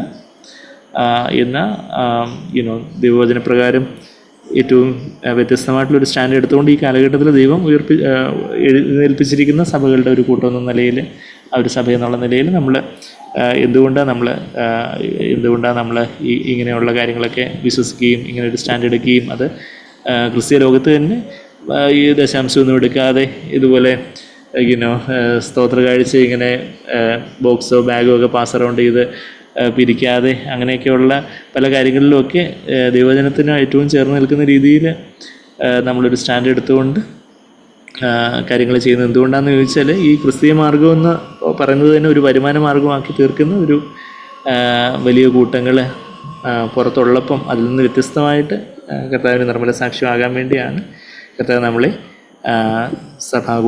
കൂട്ടങ്ങളായിട്ട് സഭയായിട്ട് പലയിടങ്ങളിലും വേർതിരിച്ച് ആക്കി വെച്ചിരിക്കുന്നത്. അപ്പോൾ നമ്മൾ ആ 14-ാം അധ്യായത്തിൽ, വെളിപ്പാട് 14-ാം അധ്യായത്തിൽ അത് ദുർനടപ്പിൻ്റെ ക്രോധമധ്യം സകല ജാതികളെയും കുടിപ്പിച്ച് മഹതിയാം ബാബിലോൺ വീണുപോയി എന്നുള്ളൊരു കാര്യമൊക്കെ നമ്മളവിടെ കാണുന്നത്. അപ്പോൾ ഇപ്പം നമ്മൾ 17-ാം അധ്യായത്തിലേക്ക് വരുമ്പം 17-ാം അധ്യായത്തിൻ്റെ 1-ാമത്തെ വാക്യം നമ്മളിപ്പം വായിച്ചു. പിന്നെ 7 കലശമുള്ള 7 ദൂതന്മാരിൽ ഒരാൾ വന്ന് എന്നോട് സംസാരിക്കുന്നു. അതായത് യോഹന്നാൻ അപ്പോസ്തലനോട് പറയുക, വരിക, ഭൂമിയിലെ രാജാക്കന്മാരോട് വേശ്യാവൃത്തി ചെയ്ത്. ഭൂമിയിലെ രാജാക്കന്മാർ എന്ന് പറഞ്ഞാൽ എന്താ? ഭൂമിയിലെ പൊളിറ്റിക്കൽ റീഡേഴ്സ്, രാഷ്ട്രീയ നേതാക്കന്മാരാണ് രാജാക്കന്മാരെന്ന് പറഞ്ഞത്. അപ്പം രാഷ്ട്രീയവും മതവും, അതായത് ഈ ബാബിലോൺ എന്ന് പറയുമ്പോൾ വേശ്യ എന്ന് പറയുമ്പോൾ എന്താണ് ഈ വേശ്യാവൃത്തി എന്ന് പറഞ്ഞാൽ, നമ്മളത് യാക്കോബ് 4:4 ഇപ്പോഴും നമ്മൾ വായിക്കുന്ന ഒരു വാക്യമാണ്, നമുക്ക് മിക്കവർക്കും കാണാതറിയാവുന്ന വാക്യമെങ്കിലും നമ്മൾ ഈ ബാബിലോൺ എന്ന് പറയുമ്പം ഈ എന്താണ് വേശ്യാവൃത്തി എന്ന്, ആത്മീയ വേശ്യാവൃത്തി എന്നുള്ളൊരു കാര്യം നമ്മൾ യാക്കോബ് 4:4 നമ്മൾ വായിക്കുന്നുണ്ട്. അതായത് ഒരാളോട് വിവാഹം ചെയ്തു, അല്ലെങ്കിൽ വിവാഹ നിശ്ചയം ചെയ്തു, അതിനുശേഷം വേറൊരാളുടെ കൂടെ പോകുന്നതാണ് വേശ്യാവൃത്തി എന്നുള്ള കാര്യം നമ്മൾ സിമ്പിളായിട്ട് അത് ഭൗതികമായിട്ട് തന്നെ പറഞ്ഞാൽ അതാണ് വേശ്യാവൃത്തി. എന്നാൽ ആത്മീയമായിട്ട് പറയുമ്പോൾ എന്താ, കർത്താവ് ആകുന്ന നിർമ്മല പുരുഷനെ നിർമ്മല കന്യകയായ വിവാഹ വാഗ്ദത്തം ചെയ്തു എന്നുള്ള പേരെടുക്കുന്നു, അതായത് യേശുവിൻ്റെ പേരെടുക്കുന്നു, ഞങ്ങൾ യേശുവിൻ്റേതാണെന്ന് പറയുന്നു. എന്നാൽ എന്താ, ലോകത്തിന് പിന്നാലെയാണ് പോക്ക്. അത് നമ്മൾ യാക്കോബ് 4:4 യാക്കോബ് അപ്പോസ്തലൻ വളരെ വ്യക്തമായിട്ട്, യാക്കോബ് അപ്പോസ്തലൻ എന്ന് പറയുമ്പോൾ യേശുവിൻ്റെ സഹോദരനായ യാക്കോബ് അവിടെ എഴുതിയിരിക്കുന്നത്. എന്നാൽ ആ യാക്കോബിനെയും അപ്പോസ്തലൻ എന്ന് ഗലാത്യ ലേഖനത്തിൽ വിളിച്ചിട്ടുള്ളതായിട്ട് നമുക്കറിയാം. ഗലാത്യർ 4:4 വ്യഭിചാരിണികളായുള്ളവരെയും ലോകസ്നേഹം ദൈവത്തിന് ശത്രുത്വമാകുന്നു എന്ന് നിങ്ങൾ അറിയുന്നില്ലയോ. അപ്പോൾ നമ്മൾ ഇന്ന് നമ്മൾ ഏറ്റവും നമുക്ക് ദൈവം തന്നിട്ടുള്ള വെളിച്ചത്തിനൊത്തവണ്ണം ഏറ്റവും പ്യൂറസ്റ്റ് ആയിട്ടുള്ള ദൈവജനത്തോട് ചേർന്ന് നിൽക്കുന്ന ചേർച്ചസ് ആയിട്ട് നമ്മൾ CFC ചേർച്ചസിൻ്റെയൊക്കെ പാർട്ടായിട്ട് നമ്മളായിരിക്കുമ്പോൾ തന്നെ നമ്മളിലും ഈ ലോകസ്നേഹവും ലോകം എന്ന് പറഞ്ഞാൽ എന്താ, പണം, മനുഷ്യമാനം, ജഡിക സുഖങ്ങൾ, അതാ നമ്മൾ കൺമോഹം, ജഡമോഹം, ജീവനത്തിൻ്റെ പ്രതാപം എന്നുള്ള 3 കാര്യങ്ങളായിട്ട് നമ്മൾ 1 യോഹന്നാൻ 2:16 നമ്മൾ കാണുന്നത്. കൺമോഹം എന്ന് പറഞ്ഞാൽ കാണുന്നതെല്ലാം വേണമെന്നുള്ള പണം കൊണ്ട് വാങ്ങാൻ പറ്റുന്ന മാമോൻ. പിന്നെ കൺമോഹം, ജഡമോഹം എന്ന് പറഞ്ഞാൽ ജഡികമായ ആസക്തികൾ, ലൈംഗിക പാപങ്ങളോ അങ്ങനെയുള്ള കാര്യങ്ങളൊക്കെ. പിന്നെ ഭക്ഷണം, ഉറക്കം, അതെല്ലാം ദൈവം വെച്ചിരിക്കുന്ന വ്യവസ്ഥയിൽ കൂടുതൽ പോകുന്ന ഒരു ജഡികമായ പാപങ്ങൾ. പിന്നെ ജീവനത്തിൻ്റെ പ്രതാപം, മനുഷ്യമാനം, അമ്പട ഞാനേ, അയ്യോ പാവം ഞാനേ എന്നൊക്കെ ആ ഒരു സെൽഫ്, ആ ഒരു ഈഗോ, അതാണ് ലോകം. അപ്പോൾ അതാണ് നമ്മുടെ ആ ലോകവ്യവസ്ഥയിലുള്ള അതേ മോഹം, ആ ലോകവ്യവസ്ഥയ്ക്ക് അനുസൃതമായിട്ടുള്ള മോഹങ്ങളാണ് നമ്മളുടെ ജഡത്തിലുള്ള ഒരു നന്മയില്ലാത്ത ഒരു ജഡമാണ് നമുക്കും ഉള്ളത്. അപ്പോൾ അതുകൊണ്ട് നമ്മളിലും ഈ ലോകസ്നേഹവും ലോകസ്നേഹം എന്ന് പറഞ്ഞാൽ പണം, മനുഷ്യമാനം, ജഡിക സുഖങ്ങളോടുള്ള ആസക്തി നമ്മളുടെ എല്ലാവരുടെയും ജഡത്തിലുള്ളതാണ്. എന്ന് നമ്മൾ ക്രൂസ് എടുത്ത് ഒരു ദിവസവും കർത്താവെ എൻ്റെ ഇഷ്ടം പോലെ അല്ല, അവിടുത്തെ ഇഷ്ടം പോലെ എനിക്ക് ജീവിക്കണം എന്ന് പറഞ്ഞ് നാം ക്രൂസ് എടുത്ത് കർത്താവിനെ അനുഗമിക്കുമ്പോഴാണ് നമ്മൾ കർത്താവിൻ്റെ മണവാട്ടിയായിത്തീരുന്നത്.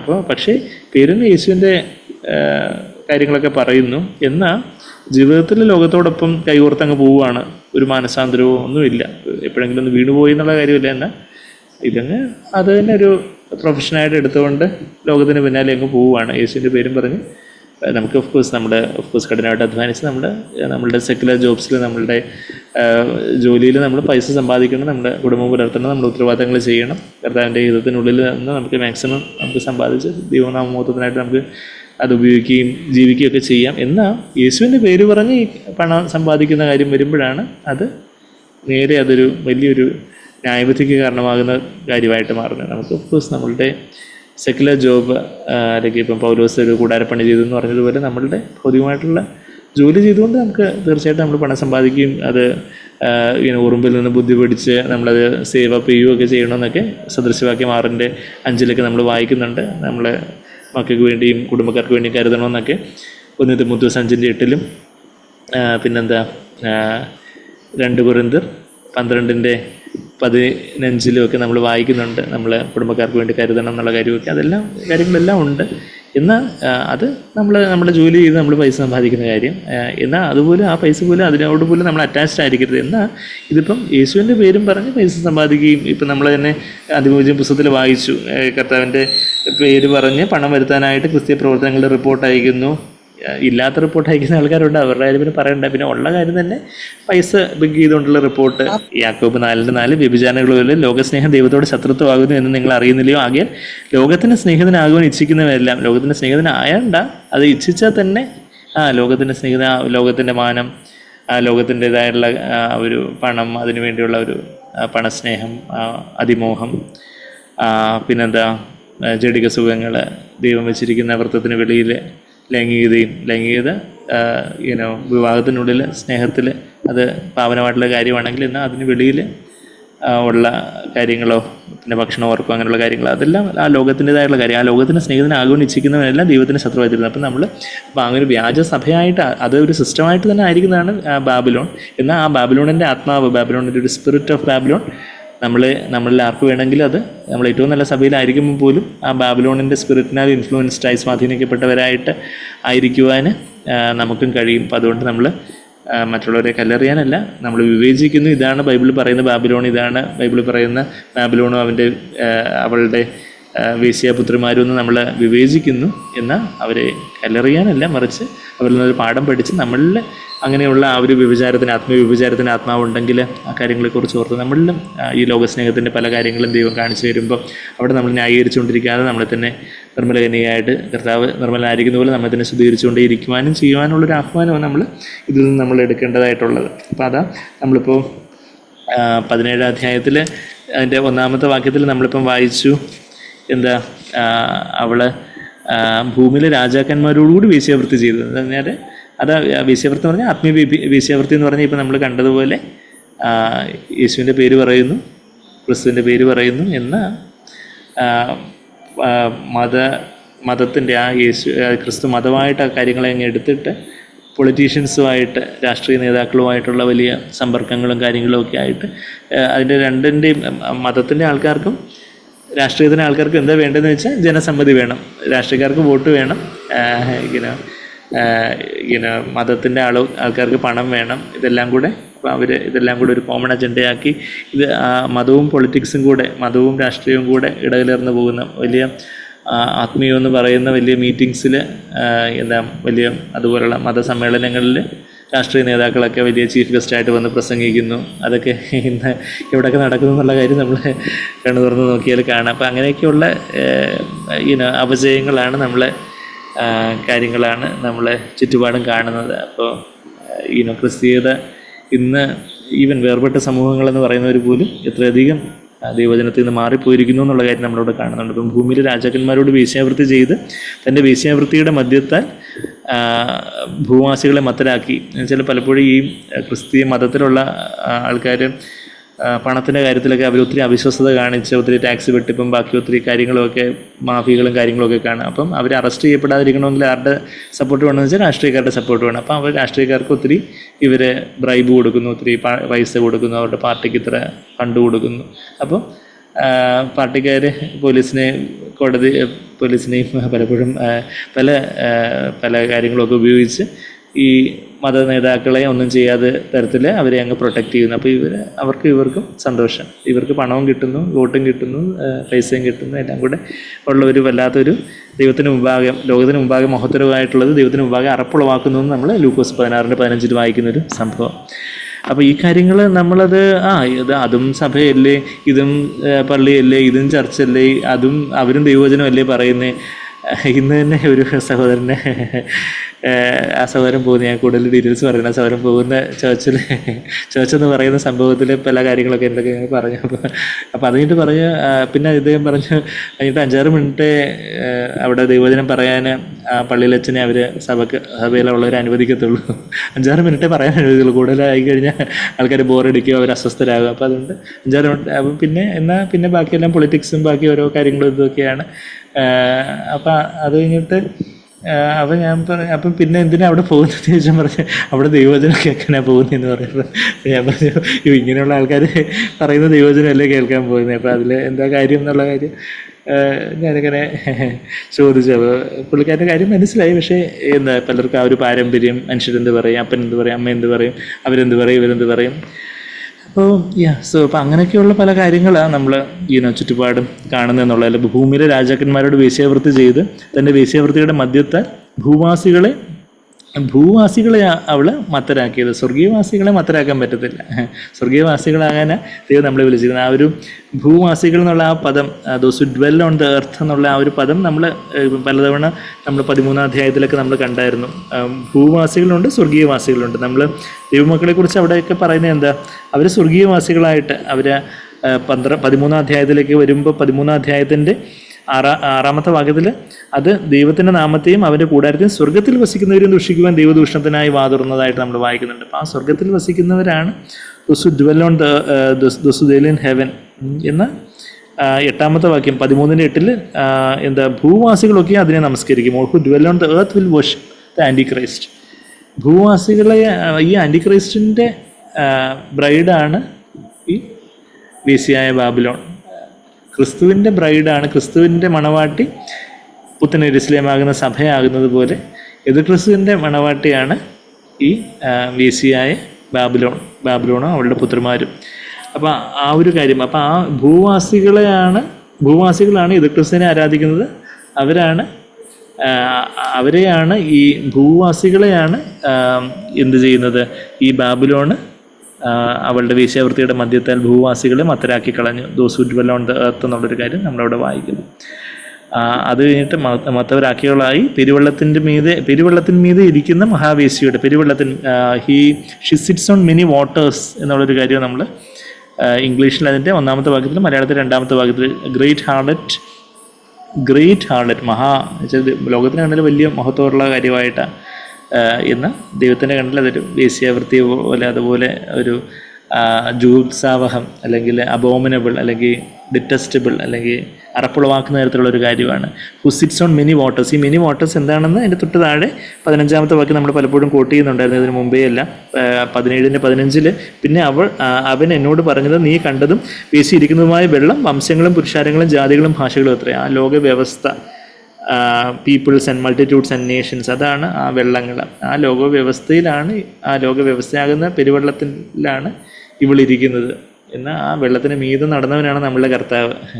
ഈ ലോകത്തിൻ്റെ വെള്ളമുണ്ട്, ആ ലോകത്തിൻ്റെ വെള്ളമാണ് ഇവൾ കുടിക്കാൻ കൊടുക്കുന്നത്. അത് കുടിക്കുന്നവരൊക്കെ പിന്നെയും പിന്നെയും ദാഹിച്ചുകൊണ്ടിരിക്കുന്ന കർത്താവ് തരുന്ന ജീവജലത്തിൻ്റെ നദി, ജീവജലം കുടിച്ചുകൊണ്ടേയിരിക്കുമ്പോൾ നമുക്ക് ഈ ലോകത്തിന് വേണ്ടിയുള്ള ഒരു ദാഹമില്ല. നമ്മൾ യോഹന്നാൻ 4:13-14 വാക്യങ്ങളിൽ അതൊക്കെയാണല്ലോ വായിക്കുന്നത്. അപ്പം വേശ്യാവൃത്തിയുടെ മധ്യത്തിൽ ഭൂവാസികളെ മത്തരാക്കിയവളായി പെരുവെള്ളത്തിന്മീതെ ഇരിക്കുന്ന മഹാവേശ്യയുടെ ന്യായവിധി ഞാൻ കാണിച്ചു തരാമെന്ന് പറഞ്ഞു. നമ്മളിപ്പം ലൂക്കോസ് 16:13 വാക്യമൊക്കെ നമ്മൾ അന്തിമോചന പുസ്തകത്തിൽ നമ്മളിപ്പം വായിച്ചു കിട്ടും. ഞാനത് വീണ്ടും വായിക്കുന്നില്ല. നമുക്ക് 2 യജമാനന്മാരെ സേവിക്കാൻ പറ്റത്തില്ല. ദൈവത്തെയും സത്താനെയും സത്താനെ നമ്മളാരും സേവിക്കാൻ വേണ്ടി പോകുമെന്ന് നമ്മൾ വിചാരിക്കത്തില്ല. എന്ന് മാമോനെ, പണം കൊണ്ട് വാങ്ങിക്കാൻ പറ്റുന്ന കാര്യങ്ങളെ സേവിക്കുക എന്ന് പറഞ്ഞാൽ എന്താ, നമുക്ക് അതിനോടൊരു പറ്റിച്ചേരൽ, അത് നമുക്ക് വലിയൊരു കാര്യമായി തീരുന്നു. അതിൻ്റെ എന്തെങ്കിലും നഷ്ടം നമ്മളെ അങ്ങ് അലോസരപ്പെടുത്തുന്നു. അത് എന്തെങ്കിലും കൂടുതൽ കിട്ടുമ്പോൾ നമ്മളങ്ങ് മതോന്മത്തരാകുന്നു. പണത്തിന് വേണ്ടിയുള്ളൊരു നെട്ടോട്ടം. ഓഫ്കോഴ്സ് നമ്മൾ ആവശ്യത്തിനനുസരിച്ച് നമുക്ക് കൂടുതൽ ആവശ്യങ്ങളുണ്ടെങ്കിൽ അതിന് തക്കവണ്ണം നമ്മൾ അധ്വാനിക്കുകയും സമ്പാദിക്കുകയും എല്ലാം ചെയ്യണം. എന്നാൽ പണം ആ കാര്യം മാത്രം നമ്മുടെ ചിന്തയിലായി തീരുന്നതും, അങ്ങനെ ആ ഒരു പണത്തെ സേവിക്കുന്നൊരവസ്ഥ.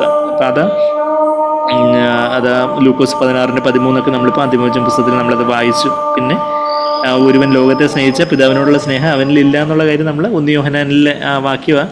അവിടെ വാക്യത്തിന് ഉദ്ധരണി അവിടെ കൊടുത്തിട്ടില്ല, പക്ഷെ നമുക്ക് എല്ലാവർക്കും ആ വാക്യം അറിയാം. എവിടെ? 1 യോഹന്നാൻ 2-ാം അധ്യായത്തിൻ്റെ അതിൻ്റെ 15-ാമത്തെ വാക്യം, ലോകത്തെയും ലോകത്തിലുള്ളതിനെയും സ്നേഹിക്കരുത്. ഒരുവൻ ലോകത്തെ സ്നേഹിക്കുന്നുവെങ്കിൽ അവന് പിതാവിൻ്റെ സ്നേഹമില്ല. അപ്പം നമ്മൾ ലോകത്തെ സ്നേഹിക്കുവാണെങ്കിൽ പിതാവിൻ്റെ സ്നേഹം നമ്മളിലില്ല എന്നുള്ളൊരു കാര്യം വളരെ തറപ്പിച്ച് പറയുന്നുണ്ട്. അപ്പം നമ്മൾ ഈ കൺമോഹൻ, ജഡമോഹൻ, ജീവിതത്തിൻ്റെ പ്രതാപം, അങ്ങനെയുള്ള കാര്യങ്ങളെ സ്നേഹിച്ച് താലോലിച്ചുകൊണ്ടിരിക്കുന്നുണ്ടോ? അങ്ങനെയുള്ള കാര്യങ്ങൾ നമ്മളുടെ ജീവിതത്തിൽ പല അവസരങ്ങളിൽ കർത്താവ് കാണിച്ചു തരുമ്പോൾ അതിനെക്കുറിച്ച് ഓർത്ത് മാനസാന്തരപ്പെട്ട് കഴുകൽ പ്രാപിക്കേണ്ടതായിട്ടുണ്ട്. അപ്പം വെള്ളത്തിൻ്റെ എണ്ണയുടെ ഉദാഹരണമൊക്കെ നമ്മളിപ്പോൾ അന്തിമോചന പുസ്തകത്തിൽ വായിച്ചു. വെള്ളവും എണ്ണയൊക്കെ നല്ലതാണ്, വെള്ളം കുടിക്കാൻ കൊള്ളാം. എണ്ണ പെട്രോളാണെങ്കിൽ നമ്മളുടെ വണ്ടിയിൽ ഒഴിക്കാം. പക്ഷേ ഈ വെള്ളവും എണ്ണയും കൂടെ കലർത്തിയാൽ കുടിക്കാനും കൊള്ളത്തില്ല, ഈ പെട്രോൾ ടാങ്കിൽ ഒഴിക്കാനും കൊള്ളത്തില്ല എന്ന് പറയുന്നത് പോലെ പണം ഉപയോഗമുള്ള കാര്യം തന്നെ. നമുക്ക് പണത്തിന് അതിൻ്റെതായ ഒരു സ്ഥാനമുണ്ട്. നമ്മുടെ കാൽക്കീഴിലായിരിക്കണം പണത്തിൻ്റെ സ്ഥാനം എന്ന് നമ്മൾ അതിനെ ഈ ആത്മീയതയും ഈ എണ്ണയും കൂടെ മാമോനെയും കൂടെ ദൈവത്തെയും മാമോനെയും കൂടെ കൂട്ടിക്കലർത്തുമ്പോൾ പിന്നെ നമ്മൾ ദൈവത്തിൻ്റേതും അല്ലാതായി തീരുന്നു.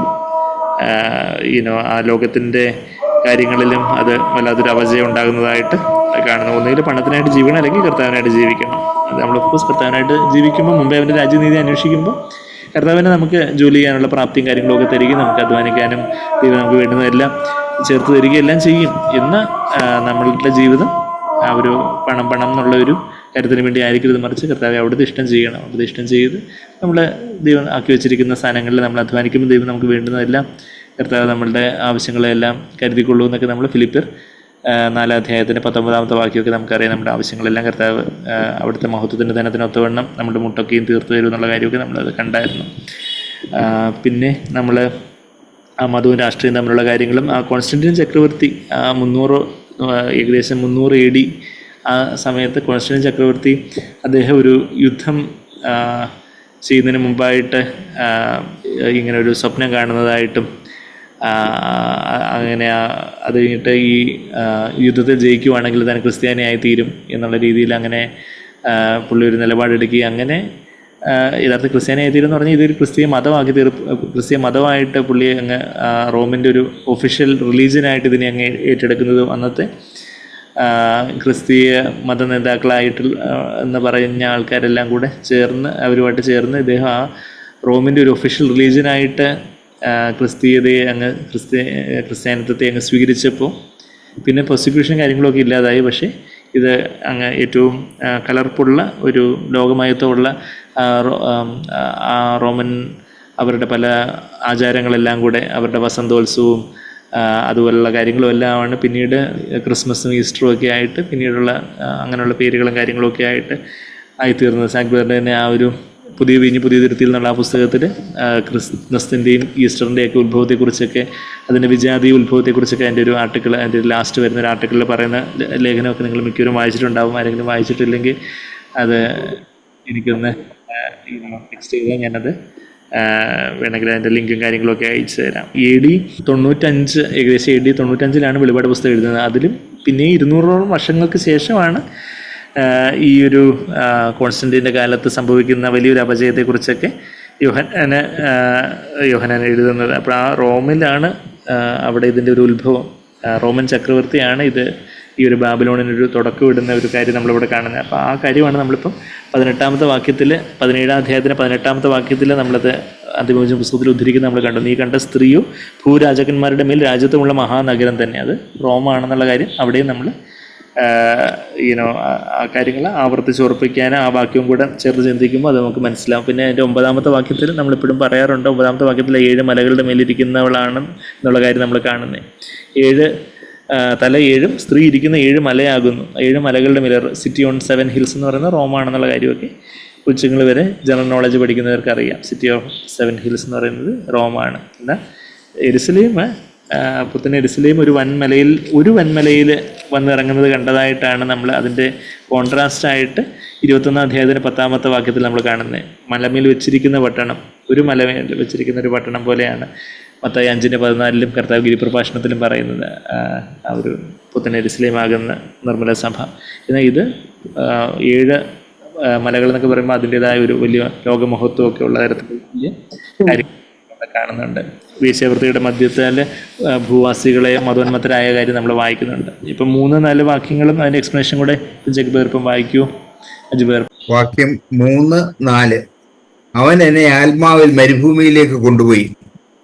അപ്പോൾ 7 തലയും 10 കൊമ്പും ഉള്ളതായി ദൂഷണനാമങ്ങൾ നിറഞ്ഞ കടും ചുവപ്പുള്ളൊരു മൃഗത്തിന്മേൽ ഒരു സ്ത്രീ ഇരിക്കുന്നത് ഞാൻ കണ്ടു.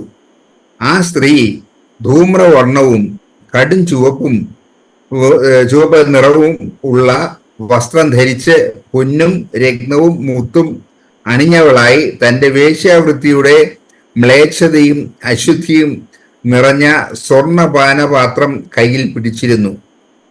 എതിർ ക്രിസ്തുവിന്റെ കാന്തയാണ് ബാബിലോൺ. ക്രിസ്തുവിന്റെ മണവാട്ടിയെ നാം 19-ാം അധ്യായത്തിലാണ് കാണുന്നത്.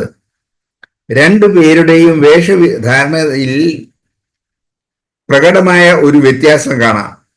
ക്രിസ്തുവിന്റെ കാന്ത ശുദ്ധയും ശുഭ്രവുമായ വിശേഷ വസ്ത്രമാണ് ധരിച്ചിരിക്കുന്നത്. 19-ാം അധ്യായം 8-ാം വാക്യം. ലളിതം, ശുദ്ധം, ശുഭ്രം. എന്നാൽ ബാബിലോൺ മോടിയുള്ള കടും ചുവപ്പ് അണിഞ്ഞും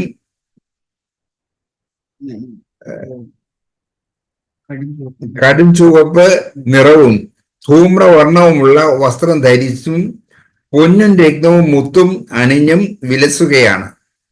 മനുഷ്യൻ പുറമേ ഉള്ളത് നോക്കുന്നു, ദൈവമോ ഹൃദയങ്ങളെയാണ് നോക്കുന്നത് എന്ന് നാം പറയാറുണ്ട്. അതുകൊണ്ട് നാം എന്ത് ധരിക്കുന്നു എന്നത് അവിടുത്തേക്ക് വിഷയമായിരിക്കുന്നില്ല എന്നാണ് നാം കരുതുന്നത്. എന്നാൽ നമ്മുടെ വേഷവിധാനം പലപ്പോഴും നമ്മുടെ ഹൃദയാഭിലാഷങ്ങളെ ആണ് വെളിപ്പെടുത്തുന്നത്. ദൈവം അത് കാണുന്നു. ഈ ലോകത്തിന്റെ മഹത്വത്താൽ സ്വയം മോടി പിടിപ്പിക്കുവാനാണ് ബാബിലോൺ ആഗ്രഹിക്കുന്നത്. അതേസമയം ക്രിസ്തുവിന്റെ കാന്ത ദൈവസന്നിധിയിൽ വിലയേറിയതായ സൗമ്യതയും സാവധാനതയുമുള്ള ആത്മാവിലാണ് അലങ്കൃതം ആയിരിക്കുന്നത്. 1 പത്രോസ് 3:4. ബാബിലോൺ പിടിച്ചിരിക്കുന്ന മ്ലേച്ഛത നിറഞ്ഞ സ്വർണ്ണ പാനപാത്രം യേശുവിന്റെ വാക്കുകളെയാണ് നമ്മെ ഓർപ്പിക്കുന്നത്. ലൂക്കോസ് 16:15 മനുഷ്യരുടെ ഇടയിൽ ഉന്നതമായിരിക്കുന്ന ദൈവത്തിന്റെ മുൻപാകെ അറപ്പത്രേ. മനുഷ്യൻ ഉന്നതമെന്ന് കരുതുന്നതെല്ലാം ദൈവത്തിന് അരുചികരവും അവിടുത്തെ ദൃഷ്ടിയിൽ മ്ലേച്ഛവും ആണ്. ലോകത്തിലെ അഭക്തരായ മനുഷ്യരുടെ കാഴ്ചപ്പാടിൽ നമ്മെ സംബന്ധിച്ച് ഉണ്ടായിരിക്കുന്ന അതെല്ലാം ഉന്നതമായിരിക്കുന്നതെല്ലാം ദൈവം മുൻപാകെ ഒരു വിലയും ഇല്ലാത്തതാണ്.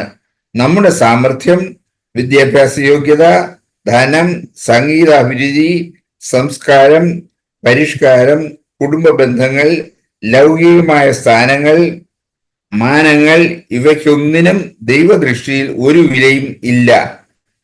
ലോകത്തിലെ ആളുകൾ നമ്മെ സംബന്ധിച്ച് ഉയർച്ചയായി പറയുന്ന വസ്തുക്കളും ദൈവത്തിന്റെ നോട്ടത്തിൽ വിലയില്ലാത്തതാണ്. ലോകത്തിലെ വലിയ ബഹുമതിയായ നോബൽ സമ്മാനവും അവിടുത്തെ മുൻപാകെ വിലയുള്ളതായിരിക്കുന്നില്ല. ഇത്തരം ലോകപരമായ അവാർഡുകളും ബഹുമതിയും ലഭിക്കുമ്പോൾ നിങ്ങൾ ഇളകിപ്പോകാറുണ്ടോ? ഈ കാര്യങ്ങൾക്ക് എന്തെങ്കിലും വില കൊടുക്കുന്ന സഭ തീർച്ചയായും ബാബിലോൺ ആയിത്തീരും.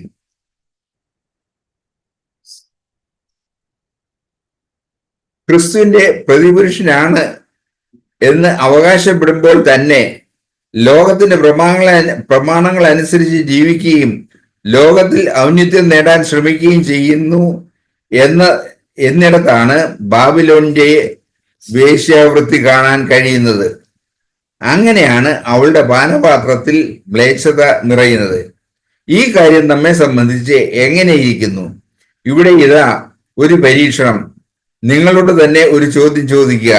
ലോകത്തിലെ ഒരു മനുഷ്യജീവിയുടെയും, അത് മനുഷ്യരുടേതാകട്ടെ സഭയിലെ മൂപ്പന്മാരുടേതാകട്ടെ, അംഗീകാരമോ മതിപ്പോ 1% പോലും നിങ്ങളെ ബാധിക്കുന്നില്ലെന്ന് തികച്ചും സത്യസന്ധമായി നിങ്ങൾക്ക് പറയാൻ കഴിയുമോ? വെളിപ്പാട് 17 അധ്യായത്തിന്റെ 3-4 വാക്യങ്ങൾ നമ്മളിപ്പം വായിച്ചു കേട്ടെ. ഈ ദൂതൻ അവൻ എന്നെ ആത്മാവിലെ യോഹന്നാൻ അപ്പോസ്തലനെ ആത്മാവിൽ മരുഭൂമിയിലേക്ക് കൊണ്ടുപോയതായിട്ട് നമ്മളിവിടെ കാണുക. അപ്പം ഇവിടെ മരുഭൂമിയിൽ എന്താ കാണുന്നത്? അപ്പോൾ 7 തലയും 10 കൊമ്പും, ഈ 7 തലയും 10 കൊമ്പും എന്താണെന്നൊക്കെ താഴോട്ട് നമ്മൾ വായിക്കുമ്പം ആ കാര്യങ്ങൾ പറയുന്നുണ്ട്. അപ്പോൾ നമ്മൾ ആ വാക്യങ്ങളിലേക്ക് 10 കൊമ്പ് എന്താണെന്ന് 12-ാമത്തെ വാക്യത്തിൽ പറയുന്നുണ്ട്. 7 തല അത് 9-10 വാക്യങ്ങളിൽ പറയുന്നുണ്ട്. അപ്പോൾ നമ്മൾ അതിൻ്റെ എക്സ്പ്ലനേഷനിലേക്ക് പോകുമ്പോഴത്തേക്ക് ആ കാര്യങ്ങൾ നമുക്ക് ഒന്നുകൂടെ കാണാം. നമ്മളത് ഓൾറെഡി 13-ാം അധ്യായമൊക്കെ കണ്ടപ്പോൾ ആ കാര്യങ്ങൾ കണ്ടതാണ്. എങ്കിലും നമ്മൾ ഒത്തിരി കാര്യങ്ങൾ വളരെ ആലങ്കാരിക ഭാഷയിൽ പറയുന്നതുകൊണ്ട് എൻ്റെ തലത്തിന് ഇതിരിക്കാനും വളരെ ബുദ്ധിമുട്ടാണ്. അപ്പോൾ എനിക്കറിയാം ബാക്കി എന്നെ കേൾക്കുന്നവരുടെ എല്ലാ കാര്യങ്ങളും എൻ്റെ ആ ഇൻ്റർപ്രിട്ടേഷൻ കാര്യങ്ങളും എല്ലാം അത് ഓഫ് കോഴ്സ് അത് ഓർത്തിരിക്കുന്നത് എല്ലാ കാര്യമല്ല, അതിൻ്റെ ആ ഒരു ആത്മീയാർത്ഥം ഗ്രഹിച്ച് അത് നമുക്കതൊരു മുന്നറിയിപ്പായിട്ട് എടുക്കുക എന്നുള്ളതാണ് അതിൻ്റെ ഏറ്റവും പ്രധാനമായിട്ടുള്ളൊരു കാര്യം. അപ്പോൾ അതിൻ്റെ 3-ാമത്തെ വാക്യം നമ്മളിപ്പം വായിച്ചപ്പോൾ 7 തലയും 10 കൊമ്പും ഉള്ളതായി. അപ്പോൾ 7 തല നമ്മളിവിടെ വായിക്കുവാണെങ്കിൽ 9-10 വാക്യങ്ങളിൽ ഈ 7 തല എന്ന് പറയുന്നത് 7 രാജാക്കന്മാർ, അത് 7 രാജാക്കന്മാർ എന്ന് പറഞ്ഞ 7 സാമ്രാജ്യങ്ങളെ കുറിക്കുന്ന കാര്യങ്ങളും ആ കാര്യങ്ങളും ഒക്കെ നമ്മൾ 13-ാം അധ്യായത്തിൽ കണ്ടായിരുന്നു. വീണ്ടും ആ വാക്യങ്ങളിലേക്ക് വരുമ്പോൾ നമ്മളതിൻ്റെ ഡീറ്റെയിൽസ് കാണാം. പിന്നെ 10 കൊമ്പെന്ന് പറയുന്നതും ആ ഒരു 10 രാജാക്കന്മാർ, 10 രാജ്യപ്രതിനിധി, 10 രാജ്യത്തിൻ്റെ പ്രസിഡൻസ് എല്ലാം കൂടെ ചേർന്ന്, പ്രസിഡൻസും പ്രൈം മിനിസ്റ്റേഴ്സും എല്ലാം കൂടെ ചേർന്നുള്ള ഒരു യൂണിയൻ മാതിരി ഉള്ള കാര്യം. അത് 12-ാമത്തെ വാക്യത്തിൽ 10 രാജാക്കന്മാർ അവരാണ് ഇത് ക്രിസ്തുവിന് രാജ്യത്വം കൊടുക്കുന്നതായിട്ടൊക്കെ നമ്മൾ 13-ാമത്തെ അധ്യായത്തിൽ ആ കാര്യങ്ങളൊക്കെ നമ്മൾ കണ്ടായിരുന്നു. അപ്പം ഈ സ്ത്രീ മോശക്കാരിയല്ല, 7 തലയും 10 കൊമ്പും, അതായത് ഈ ലോകരാഷ്ട്രങ്ങളുടെയൊക്കെ വലിയ പിടിപാടുള്ള ആളാണ്. 7 തലയും 10 കൊമ്പും ഉള്ളതായി ദൂഷണനാമങ്ങൾ, യഥാർത്ഥത്തിൽ പുറമേ യേശുവിൻ്റെ കാര്യങ്ങളൊക്കെ പറയുന്നു എന്നാൽ യഥാർത്ഥത്തിൽ ദൈവദൂഷണത്തിൻ്റെ കാര്യങ്ങളൊക്കെയാണ് നിറഞ്ഞ, ദൈവദൂഷണങ്ങൾ നിറഞ്ഞ് കടും ചുവപ്പുള്ളൊരു ഷി ഹാസ് ദ ബ്ലാസ്ഫിമസ് നെയിംസ് എന്ന് വായിക്കുന്നത് സിറ്റിംഗ് ഓൺ എ സ്കാളറ്റ് ബീസ്റ്റ്. ഈ ദൂഷണനാമങ്ങളുള്ള നിറഞ്ഞ കടും ചുവപ്പുള്ളൊരു മൃഗത്തിൻ്റെ മേൽ ആണ് ഇവിടെ, ഒരു സ്കാളറ്റ് ബീസ്റ്റിന് മേലെ. ആ മൃഗമാണ് ഇത് ക്രിസ്തു. അതാ നമ്മൾ വായിക്കുന്നത്. അപ്പം ആ സ്കാളറ്റ് ബീസ്റ്റ്, ആ ദൂഷണനാമങ്ങളുള്ള, ഈ ദൈവദൂഷണം പറയുന്ന ദൂഷണനാമങ്ങളുള്ള ഒരു മൃഗത്തിൻ്റെ മേലാണ് ഇവളുടെ ഇരിപ്പ് ഉള്ളതായി ദൂഷണനാമങ്ങൾ നിറഞ്ഞ് കടും ചുവപ്പുള്ളൊരു മൃഗത്തിൻ്റെ മേലാണ് ഈ സ്ത്രീ ഇരിക്കുന്നത്. ആ സ്ത്രീയുടെ വസ്ത്രവിധാനവും കൂടെ പറഞ്ഞിട്ടുണ്ട് 4-ാമത്തെ വാക്യത്തിൽ. എന്താ? ധൂമ്രവർണ്ണം. ധൂമ്രവർണ്ണം എന്ന് പറഞ്ഞാൽ ധൂമ്രം എന്താണെന്ന് ചോദിച്ചാൽ അത് ഇംഗ്ലീഷ് നോക്കണം. പേർപ്പിൾ എന്ന് പറഞ്ഞാൽ നമുക്ക് എല്ലാവർക്കും അറിയാമായിരിക്കും. ധൂമ്രം എന്ന് പറഞ്ഞാൽ എത്ര മലയാളികൾക്ക് അറിയാമെന്ന് എനിക്കറിയത്തില്ല. അപ്പോൾ പേർപ്പിളും സ്കാളറ്റും, കടും ചുവപ്പ്, അതാ സ്കാളറ്റ് റെഡ് മാതിരി, അത് ഭയങ്കര ഗോഡി, ഭയങ്കര പോംപ് ആൻഡ് ഷോ മാതിരി കോൺസ്പിക്യുവസ് ആയിട്ട് മറ്റുള്ള എല്ലാവരും തന്നെ നോക്കണം. അതിന് ആ രീതിയിലുള്ള വസ്ത്രവിധാനങ്ങൾ. ഇന്നും അതുപോലെ വസ്ത്രം ധരിക്കുന്നവരുണ്ട്. സാധാരണ നമ്മളുടെ ചുറ്റുപാടുമുള്ളവരോട് ചേർന്ന് പോകുന്ന ഒരു വസ്ത്രവിധാനമുണ്ട്. എന്നാൽ മറ്റുള്ളവരുടെ മുമ്പിൽ ഒന്ന് എടുത്തു കാണിക്കണം എന്നുള്ള രീതിയിലുള്ള പലതരത്തിലുള്ള വലിയ ഫാൻസി കളേഴ്സും ഫാൻസി ഡ്രസ്സും മാതിരിയൊക്കെ ചെയ്യുന്ന ആൾക്കാരുണ്ട്. അങ്ങനെയുള്ള മത നേതാക്കന്മാർ തന്നെ ഉണ്ട്. അവരുടെ ശുശ്രൂഷയൊക്കെ ചെയ്യുമ്പോഴത്തേക്ക് അവർ ഫാൻസി ഡ്രസ്സ് മാതിരി എന്തൊക്കെയോ കുറേ അലങ്കാരങ്ങളും ഇതൊക്കെയുള്ള ഏതാണ്ടൊക്കെ പുതപ്പൊക്കെ മൂടിക്കൊണ്ട് കിരീടവും ചെങ്കോലും ഏതാണ്ടൊക്കെ വെച്ചുകൊണ്ട് ശുശ്രൂഷയൊക്കെ ചെയ്യുന്ന കാര്യങ്ങളൊക്കെ നമ്മൾ ടി വിയിലോ യൂട്യൂബിലോ ഒക്കെ കണ്ടിട്ടുണ്ടായിരിക്കും. അല്ലെങ്കിൽ അങ്ങനെയുള്ള നാമധേയ സഭകളിലൊക്കെ അങ്ങനെയുള്ള കാര്യങ്ങളൊക്കെ ഉള്ളതായിട്ടുള്ള കാര്യം നമുക്കറിയാം. പഴയ നിയമത്തിൽ ചില വസ്ത്രവിധാനങ്ങളും കാര്യങ്ങളൊക്കെ ഉണ്ടായിരുന്നു. എന്നാൽ പുതിയ നിയമത്തിലേക്ക് വരുമ്പോൾ, പുതിയ ഉടമ്പടിയിലേക്ക് വരുമ്പോൾ നമ്മളെല്ലാവരും രാജകീയ പുരോഹിത വർഗവും. അപ്പം അതിന് പ്രത്യേക വസ്ത്രമോ കാര്യങ്ങളൊന്നും ഇല്ല. എന്നാൽ ഇവിടെയൊക്കെയുള്ള ഈ ഒരു സ്ത്രീയുടെ വസ്ത്രധാരണം നമ്മൾ കാണുന്നുണ്ട്. പേർപ്പിൾ ആൻഡ് സ്കാളറ്റ്, ധൂമ്രവർണ്ണവും കടും ചുവപ്പ് നിറവുമുള്ള ഒരു സ്ത്രീ വസ്ത്രം ധരിച്ച്, അങ്ങനെയുള്ള വസ്ത്രം ധരിച്ചാൽ ഇരിക്കുന്നേ.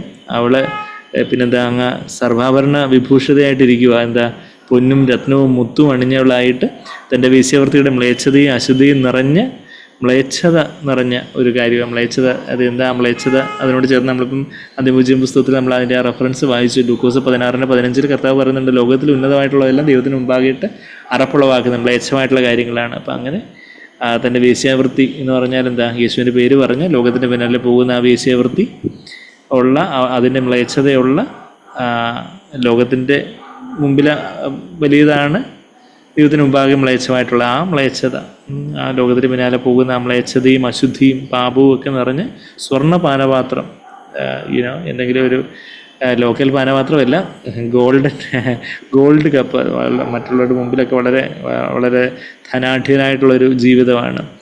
സ്വർണ്ണ പാനപാത്രം കയ്യിൽ പിടിച്ചിരിക്കുന്നു എന്നുള്ളൊരു കാര്യം നമ്മളിവിടെ കണ്ടു. അപ്പം എന്നാൽ ഇതിൻ്റെ ഓപ്പോസിറ്റായിട്ട് ഈ ബാബിലോണിൻ്റെ വേഷവിധാനം ഇതുപോലെ ഒരു ഗോഡി അല്ലെങ്കിൽ അതുപോലൊരു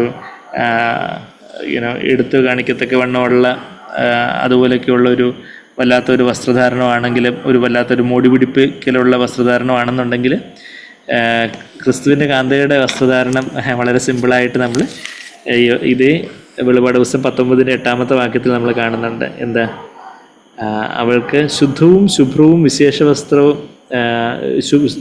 ശുഭ്രവുമായി വിശേഷവസ്ത്രം ധരിക്കുവാൻ കൃപ ലഭിച്ചിരിക്കുന്നു. ശുദ്ധം, സിമ്പിൾ, ശുദ്ധം, ലളിതം, സിമ്പിളാണ്, ശുദ്ധമാണ്, ശുഭ്രമാണ് എന്നുള്ളൊരു കാര്യം. അതായത് നമ്മളിപ്പം അതിപൂജ്യ പുസ്തകത്തിലെ കാര്യങ്ങളിപ്പോൾ നമ്മൾ വായിച്ചു. ദൈവം നമ്മളുടെ ഹൃദയത്തെയല്ലേ നോക്കുന്നത്, നമ്മൾ പുറമേ ഉള്ളത് മനുഷ്യനല്ലേ നോക്കുന്നത്. അപ്പോൾ അതുകൊണ്ട് വസ്ത്രം എന്ത് ധരിച്ചാൽ എന്താ എന്ന് നമ്മൾ ചിന്തിച്ചാൽ, പണ്ട് സാഗ്ബേറിനോട് ഒരു സിസ്റ്റർ പണ്ടത്തെ ഇങ്ങനെ പറഞ്ഞു പോലും, ബ്രദർ ഗോഡ് ലുക്സ് അറ്റ് ദൈവം മനുഷ്യരുടെ ഹൃദയത്തെയല്ലേ നോക്കുന്നത്, പുറമേ ഉള്ളതല്ലല്ലോ. അപ്പം പിന്നെ ഇനി എങ്ങനെയുള്ളത് ധരിച്ചാൽ എന്താ എന്നുള്ള രീതിയിൽ എന്താ ഒരു സഹോദരി പറഞ്ഞിട്ട് സിസ്റ്ററിനോട് ബ്രദർ ഇങ്ങനെ പറഞ്ഞു, അതെ സിസ്റ്റർ, ദൈവം ഹൃദയത്തെയാണ് നോക്കുന്നത്. പക്ഷേ എന്തുദ്ദേശത്തിലാണ് ഈ ഇങ്ങനെയുള്ളൊരു വസ്ത്രം ധരിക്കുന്നത് എന്നുള്ള ആ ഒരു ഹൃദയത്തെയാണ് ദൈവം നോക്കുന്നത്. Why you are wearing what you are wearing എന്നുള്ളൊരു കാര്യമാണ് ദൈവം നോക്കുന്നത്. അപ്പം ദൈവം ഹൃദയത്തെ നോക്കുന്നത് ശരി തന്നെ. എന്നാൽ നമ്മൾ ഹൃദയത്തെ നോക്കുമ്പോൾ നമുക്ക് നമ്മളുടെ ആ ഒരു ഹൃദയത്തിൻ്റെ ആ ഒരു ആറ്റിറ്റ്യൂഡ്, അഭിരുചിക്കനുസരിച്ചുള്ള ഒരു വസ്ത്രമായിരിക്കും നമ്മൾ തിരഞ്ഞെടുക്കുകയും ധരിക്കുകയും ചെയ്യുന്നത്. അപ്പം ആ ഒരു കാര്യവും നമ്മളിവിടെ കാണുന്നത്. ഇപ്പം നമ്മൾ 1 പത്രോസ് 3-ാം അധ്യായത്തിൽ അതിൻ്റെ 3-4 വാക്യങ്ങളിലൊക്കെ അതിൻ്റെ കോൺട്രാസ്റ്റ് നമ്മൾ കാണുന്നുണ്ട്. പുറമേ ഉള്ള ആഭരണമല്ല, അകമേ ഉള്ളതാണ് ദൈവം വിലമതിക്കുന്നത് എന്നുള്ളൊരു കാര്യം. പുറമേ ഉള്ളത് മാത്രമല്ല, ആ മാത്രം എന്നുള്ളത് ശരിക്കും പറഞ്ഞാൽ ഇംഗ്ലീഷ് ബൈബിളിൽ മിയർലി എന്നുള്ളൊരു കാര്യം NASBക്കാർ, അമേരിക്കൻ സ്റ്റാൻഡേർഡ് ബൈബിളിൽ അവരങ്ങ് ആഡ് ചെയ്തേക്കും ഇറ്റാലിക്സിൽ. അത് ശരിക്കും ഒറിജിനൽ പുറമേ ഉള്ള ആഭരണം അല്ല എന്നുള്ള കാര്യമാണ്. ദൈവം അതല്ല ആഗ്രഹിക്കുന്നത്. പുറമേ ഉള്ള ആഭരണം നമ്മൾ ഓഫ്കോഴ്സ് മോഡസ്റ്റ് ആയിട്ടുള്ള ഡ്രസ്സിനെ കുറിച്ച് നമ്മൾ 1 തിമോഥെയോസ് 2:8 നമ്മൾ വായിക്കുന്നുണ്ട്. മോഡസ്റ്റ് ആയിട്ടുള്ള ഡ്രസ്സിനെ കുറിച്ച്. എന്നാൽ ആ ഒരു അലങ്കാരവും അതാ നമ്മളുടെ 1 പത്രോസ് 3:3 നിങ്ങളുടെ അലങ്കാരം തലമുടി പിന്നുന്നതും വെച്ചാൽ തലമുടി നമ്മൾ സാധാരണ പോലെ തലമുടി പിന്നുന്ന കാര്യമില്ല ഈ പറയുന്നത്. എന്നാൽ ബ്രെയ്ഡഡ് ഹെയർ എന്ന് പറഞ്ഞാൽ ഈ ഹെയർ ഡൂ മാതിരി ബാക്കിയുള്ളവരെല്ലാം ആകർഷിക്കത്തൊക്കെ വേണം ഏതാണ്ട് രീതിയിലൊക്കെ മുടിയൊക്കെ കാണിച്ചു വെക്കുന്ന രീതിയിലുള്ള മുടിയിലുള്ള വലിയ ഏതാണ്ടൊക്കെ മുടി പിടിക്കില്ല. അത് ആ ഒരു പിന്നിയ മുടി എന്നുള്ള കാര്യം കൊണ്ട് ഉദ്ദേശിക്കുന്നത്. തലമുടി പിന്നുന്നതും പൊന്നണിയുന്നതും വസ്ത്രം ധരിക്കുന്നത് ആ ഒരു കോസ്റ്റ്ലി ഗാർമെൻറ്റ്സ്, ആ ഒരു സാധാരണ ഉള്ള ഒരു വസ്ത്രം ധരിക്കുന്ന ഒരു കാര്യമല്ല, മറിച്ച് ആ ഒരു അതുപോലെ കുറച്ച് ഷോ ഓഫ് ആയിട്ടുള്ള രീതിയിലൊക്കെയുള്ള പല തരത്തിലുള്ള ഫാൻസി ക്ലോത്ത്സുകളും കാര്യങ്ങളും ഒക്കെ അങ്ങനെയുള്ള വസ്ത്രം ധരിക്കുന്നത് ഇങ്ങനെ പുറമേ ഉള്ളതല്ല. അത് your adornment must not be external. അങ്ങനെ ഒരു എക്സ്റ്റേണൽ ആയിട്ടൊരു അഡോൺമെൻറ്റ് ആയിരിക്കരുത് എന്നാണ് പത്രോസ് അപ്പോസ്തലൻ അവിടെ പരിശുദ്ധാത്മാവിലൂടെ പറയുന്നത്. പക്ഷേ 4-ാമത്തെ വാക്യത്തിൽ സൗമ്യതയും സാവധാനതയുള്ള മനസ്സെന്നുള്ള ട്രാൻസ്ലേഷൻ തെറ്റാണ്. ആത്മാവ്, സൗമ്യതയും സാവധാനതയുള്ള ആത്മാവ് എന്ന അക്ഷയഭൂഷണമായ ഹൃദയത്തിൻ്റെ ഗൂഢമനുഷ്യൻ തന്നെ ആയിരിക്കണം. അത് ദൈവസന്നിധിയിൽ വിലയേറിയതാകുന്നു. അത് പരിശുദ്ധാത്മാവ് നമ്മളുടെ ആത്മാവിൽ തരുന്ന ആ ഒരു സൗമ്യതയും സാവധാനതയുള്ള ഒരു ആത്മാവ്, അതാണ് ദൈവത്തിന് കണ്ടിൽ ഏറ്റവും വിലയേറിയതായിട്ടുള്ളത്. അത് സഹോദരന്മാർക്കായാലും അത് തന്നെ. എന്നാൽ സഹോദരിമാർക്ക് എസ്പെഷ്യലി. എന്നാൽ പുറമേ ഉള്ള ആഭരണം, ഇന്ന് സഹോദരന്മാർ പോലും പുറമെയുള്ള ആഭരണങ്ങളും കാര്യങ്ങളുമൊക്കെ ധരിക്കുന്ന ആൾക്കാരുണ്ട്. നമ്മൾ അവരാരെയും കുറ്റം വിധിക്കാനല്ല, അവർക്ക് അതിനെക്കുറിച്ച് വെളിച്ചമില്ലാഞ്ഞിട്ടായിരിക്കും. എന്നാൽ ദൈവവചനത്തിൽ അത് വ്യക്തമായിട്ട് നമ്മൾ 1 പത്രോസ് 3-4 വാക്യങ്ങളിൽ നമ്മളവിടെ കാണുന്നുണ്ട്.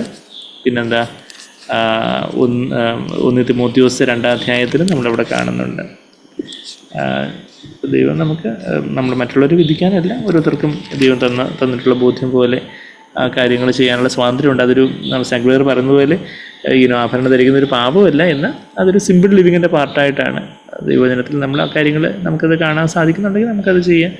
മറ്റുള്ളവർ നമ്മൾ വിധിക്കേണ്ട കാര്യമില്ല. ദൈവം മുമ്പാകെ ഓരോരുത്തരും ജീവിക്കേണ്ടത്. പിന്നെ 1 തിമോഥെയോസ് 2:9 വാക്യത്തിൽ അവണ്ണ സ്ത്രീകളും യോഗ്യമായ വസ്ത്രം ധരിച്ച്, അതാ മോഡസ്റ്റ്, പ്രോപ്പർ ക്ലോത്തിങ്, മോഡസ്റ്റ്ലി, ഡിസ്ക്രീറ്റ്ലി, യോഗ്യമായ വസ്ത്രം ധരിച്ച് ലജ്ജാശീലത്തോടും സുബോധത്തോടും കൂടി തങ്ങളെ അലങ്കരിക്കണം. പിന്നിയ മുടി, പൊന്ന, മുത്ത്, വിലയേറിയ വസ്ത്രം എന്നിവ കൊണ്ടല്ല ദൈവഭക്തിയെ സ്വീകരിക്കുന്ന സ്ത്രീകൾക്ക് ഉചിതമാകും വണ്ണം സൽപ്രവൃത്തികളെ കൊണ്ടത്ര അലങ്കരിക്കേണ്ടതെന്നാണ് നമ്മുടെ 1 തിമോഥെയോസ് 2-ാം അധ്യായത്തിൻ്റെ 9-ാമത്തെ വാക്യത്തിൽ 9-10 വാക്യങ്ങളിൽ നമ്മൾ വായിക്കുന്നത്. അപ്പം ആ ഒരു ക്രിസ്തുവിൻ്റെ കാന്തയുടെ ഒരു ഡ്രസ്സും ഇത് ക്രിസ്തുവിൻ്റെ കാന്തയായിട്ടുള്ള ബാബിലോണിൻ്റെ ഡ്രസ്സിങ് സ്റ്റൈലും ഒക്കെ നമ്മളിപ്പം വെളിപാട് 17:3 നമ്മൾ കണ്ടു, 3-4 വാക്യങ്ങളിൽ കണ്ടു. വെളിപാട് 19:8 ആ കാന്തയുടെ വസ്ത്രധാരണം നമ്മളവിടെ കണ്ടു. പിന്നെ നമ്മൾ ലോകത്തിന് മുമ്പാകെ നമ്മൾ ലൂക്കോസ് 16:15 വീണ്ടും ബ്രദർ അവിടെ കോട്ട് ചെയ്ത് നമ്മളത് വായിച്ചു. ലോകത്തിന് മുമ്പാകെ മഹത്വപരമായിട്ടുള്ളതൊക്കെ ദൈവത്തിന് മുമ്പാകെ മ്ലേച്ഛതയാണെന്നുള്ള കാര്യമൊക്കെ നമ്മളവിടെ കണ്ടു. അപ്പം ലോകത്തിന് പിന്നാലെ വലിയ മഹത്വപരമായിട്ടുള്ള കാര്യങ്ങൾ എന്തൊക്കെയാണ്? നമ്മുടെ സാമർഥ്യം, വിദ്യാഭ്യാസ യോഗ്യത, ധനം, സംഗീതാഭിരുചി, സംസ്കാരം, പരിഷ്കാരം, കുടുംബ ബന്ധങ്ങൾ, ഫാമിലി കോണ്ടാക്ട്സ്, എനിക്ക് ഇന്ന ആൾക്കാരെ അറിയാം, അവരെ അറിയാം, ഇവരെ അറിയാം, ലൗകികമായ സ്ഥാനങ്ങൾ, മാനങ്ങൾ, ഇതൊന്നും ദൈവത്തിൻ്റെ ദൃഷ്ടിയിൽ ഒരു വിലയില്ലാത്ത കാര്യം. ഈവൻ ലോകത്തിന് കണ്ണിൽ ഏറ്റവും വിലയുള്ള നോബൽ സമ്മാനങ്ങളോ വലിയ വലിയ അവാർഡുകളും കാര്യങ്ങളോ ഒന്നും ദൈവത്തിന് മുമ്പാകെ അതുകൊണ്ടൊന്നും ഒരു കാര്യമില്ല എന്നുള്ളൊരു കാര്യമാണ്. അതൊന്നും അതിൽ തന്നെ ഒരു വിലയുള്ള കാര്യങ്ങളല്ല. ആ ഒരു യേശുവിൻ്റെ മണവാട്ടിയാണെന്ന് പറയുന്ന ലോകപ്രമാണങ്ങളനുസരിച്ച്, ലോകത്തിൻ്റെ പ്രമാണങ്ങളനുസരിച്ച് ലോകത്തിൻ്റെ ഔന്നത്യം നേടാൻ ശ്രമിക്കുകയൊക്കെ ചെയ്യുമ്പോഴാണ് ബാബിലോണിൻ്റെ മ്ലേച്ഛത അവിടെയൊക്കെ വെളിവാകുന്നു എന്നുള്ള കാര്യമൊക്കെ നമ്മൾ വായിച്ചു. ഇവൻ നമ്മൾ അവസാനം ഒരു പാരഗ്രാഫും കൂടെ വായിച്ചു. ബാക്കിയുള്ളവരുടെ അഭിപ്രായം, അതിപ്പം ബാക്കി മനുഷ്യരുടെ അഭിപ്രായം, അതിപ്പോൾ നമ്മളുടെ സഭയിൽ ഉപന്മാരുടെ അഭിപ്രായമോ വേറെ ആരുടെയും അഭിപ്രായമോ അല്ല, മറിച്ച് യഥാർത്ഥത്തിൽ ദൈവമേ, യഥാർത്ഥത്തിൽ അങ്ങയുടെ അഭിപ്രായം, അങ്ങ് എന്നെക്കുറിച്ച് എന്ത് പറയുന്നു, അതുപോലെ ആത്മീയ ആയിട്ടുള്ള വിവേചനമുള്ള സഹോദരങ്ങൾ അവർ എന്നെക്കുറിച്ച് എന്ത് പറയുന്നു, ആ കാര്യങ്ങളെക്കുറിച്ച് നമുക്കൊരു ആ ഒരു ഹെൽത്തി ആയിട്ടുള്ളൊരു കൺസേൺ കർത്താവെ അവിടുന്ന് എന്നെ നോക്കുമ്പോൾ ഈ ബാബിലോണിൻ്റെ സ്പിരിറ്റ് നമ്മളിലും നമ്മളെയും സ്വാധീനിക്കുന്നുണ്ടോ, അറിഞ്ഞോ അറിയാതെയൊക്കെ നമ്മൾ അവിശ്വാസികളുമായിട്ടും ബന്ധുക്കളുമായിട്ടും അവിശ്വാസികളായിട്ടുള്ള സുഹൃത്തുക്കളുമായിട്ടും ബന്ധുക്കളുമായിട്ടൊക്കെ ഇടപെടുകയും അങ്ങനെയുള്ളവരുടെ ഫംഗ്ഷൻസൊക്കെ അറ്റൻഡ് ചെയ്യുകയും ഒക്കെ ചെയ്യരുതെന്നല്ല, നമുക്ക് ഓഫ്കോഴ്സ് അങ്ങനെയുള്ളവരൊക്കെ നമുക്ക് എവിടെയും നമുക്ക് സാക്ഷികളായിട്ട് നമ്മളെവിടെയും പോകേണ്ട ആ ലോകമയത്ത് നമ്മളിലെ അറിയാതെ അങ്ങ് ഇൻഫെക്റ്റ് ചെയ്യാനുള്ളൊരു സാധ്യതയുണ്ട്. ആ കാര്യങ്ങളെ കുറിച്ച് നമ്മൾ എത്രമാത്രം ജാഗരൂകരാകണം. കർത്താവിന് വേണ്ടി നിർമ്മല കന്യകയായിട്ടാണ് നമ്മളെ വിവാഹ വാഗ്ദത്തം ചെയ്തിരിക്കുന്ന കർത്താവിനുള്ള നിർമ്മല ഏകാഗ്രമായിട്ടുള്ള ഒരു ഭക്തിയിലേക്ക് തിരിച്ചു വന്ന് കർത്താവിൻ്റെ മണവാട്ടിയായിട്ട് കർത്താവിനുള്ള ആദ്യ സ്നേഹത്തിൽ നിറഞ്ഞു വരുവാൻ ദൈവം അതിനായിട്ട് നമ്മളെ സഹായിക്കട്ടെ. ബാക്കി നമ്മൾ 5 മുതലുള്ള വാക്യങ്ങൾ നമുക്ക് അടുത്ത ആഴ്ച ചിന്തിക്കാതെ നമുക്ക് ഒരു വാക്ക് പ്രാർത്ഥിച്ച് കൺക്ലൂഡ് ചെയ്യാം. സ്നേഹം നിറഞ്ഞ പിതാവേ, നന്ദി കർത്താവേ, നന്ദി. അവിടുത്തെ വചനത്തിലെ എല്ലാ മുന്നറിയിപ്പുകൾക്കായിട്ട് സ്തോത്രം ചെയ്യുന്ന കർത്താവേ, ഞങ്ങളുടെ ജീവിതത്തിൽ കർത്താവേ ലോകത്തോടുള്ള ഏതെങ്കിലും ഏരിയയിലുള്ള കോംപ്രമൈസ്, ഏതെങ്കിലും മേഖലയിൽ ലോകത്തോടുള്ള ഒരു ഒത്തുതീർപ്പ് മനോഭാവം ഞങ്ങളിലുണ്ടെങ്കിൽ ഞങ്ങൾക്കത് കാണിച്ചു തരണമെന്ന് ഞങ്ങൾ പ്രാർത്ഥിക്കുന്നു. ഞങ്ങൾ അവിടുത്തെ വെളിച്ചത്തിന് മുമ്പാകെ വരുന്നു കർത്താവേ. ലോകത്തിൻ്റെ സ്നേഹിതരാകുവാനുള്ള ഒരു ആഗ്രഹം പോലും കർത്താവേ ഞങ്ങളിൽ കാണപ്പെടരുതെന്ന് ഞങ്ങൾ പ്രാർത്ഥിക്കുന്നു. ലോകത്തെ സ്നേഹിക്കുന്നുവെങ്കിൽ പിതാവിൻ്റെ സ്നേഹം ഞങ്ങളില്ലല്ലോ കർത്താവേ. കർത്താവെ ഞങ്ങളെ സഹായിക്കണം കർത്താവെ. മറ്റുള്ളവരെ കല്ലെറിയാനല്ല, മറിച്ച് കർത്താവെ ഇന്ന് ക്രിസ്തീയതയിലുള്ള പല കാര്യങ്ങളെ വിവേചിക്കാനും അതിൻ്റെ അതിൻ്റെ ആത്മീയ ഇൻഫെക്ഷൻ എടുക്കാതെ വണ്ണം കർത്താവെ ആ ഭക്തിയുടെ വേഷം ധരിച്ച് ശക്തിയെ ത്യജിക്കുന്നവരെ ഒഴിഞ്ഞു നിൽക്കുവാനും ഒക്കെ ഞങ്ങളെ അങ്ങ് സഹായിക്കണം.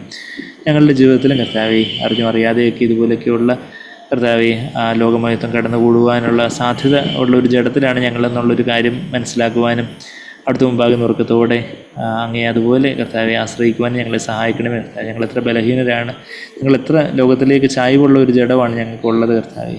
ഞങ്ങളെ തന്നെ താഴ്ത്തി ഇപ്പോഴും കർത്താവെ ഞങ്ങളുടെ സ്വന്തം ഇഷ്ടത്തെ അവിടുത്തെ മുമ്പാകെ താഴ്ത്തി ഏൽപ്പിക്കുവാനും അവിടുത്തെ ആത്മാവിനാൽ നിറഞ്ഞ് അവിടുത്തെ കാന്തയായിട്ട് വെളിപ്പെടുവാനും ഒക്കെ ഞങ്ങളെ സഹായിക്കണം കർത്താവെ.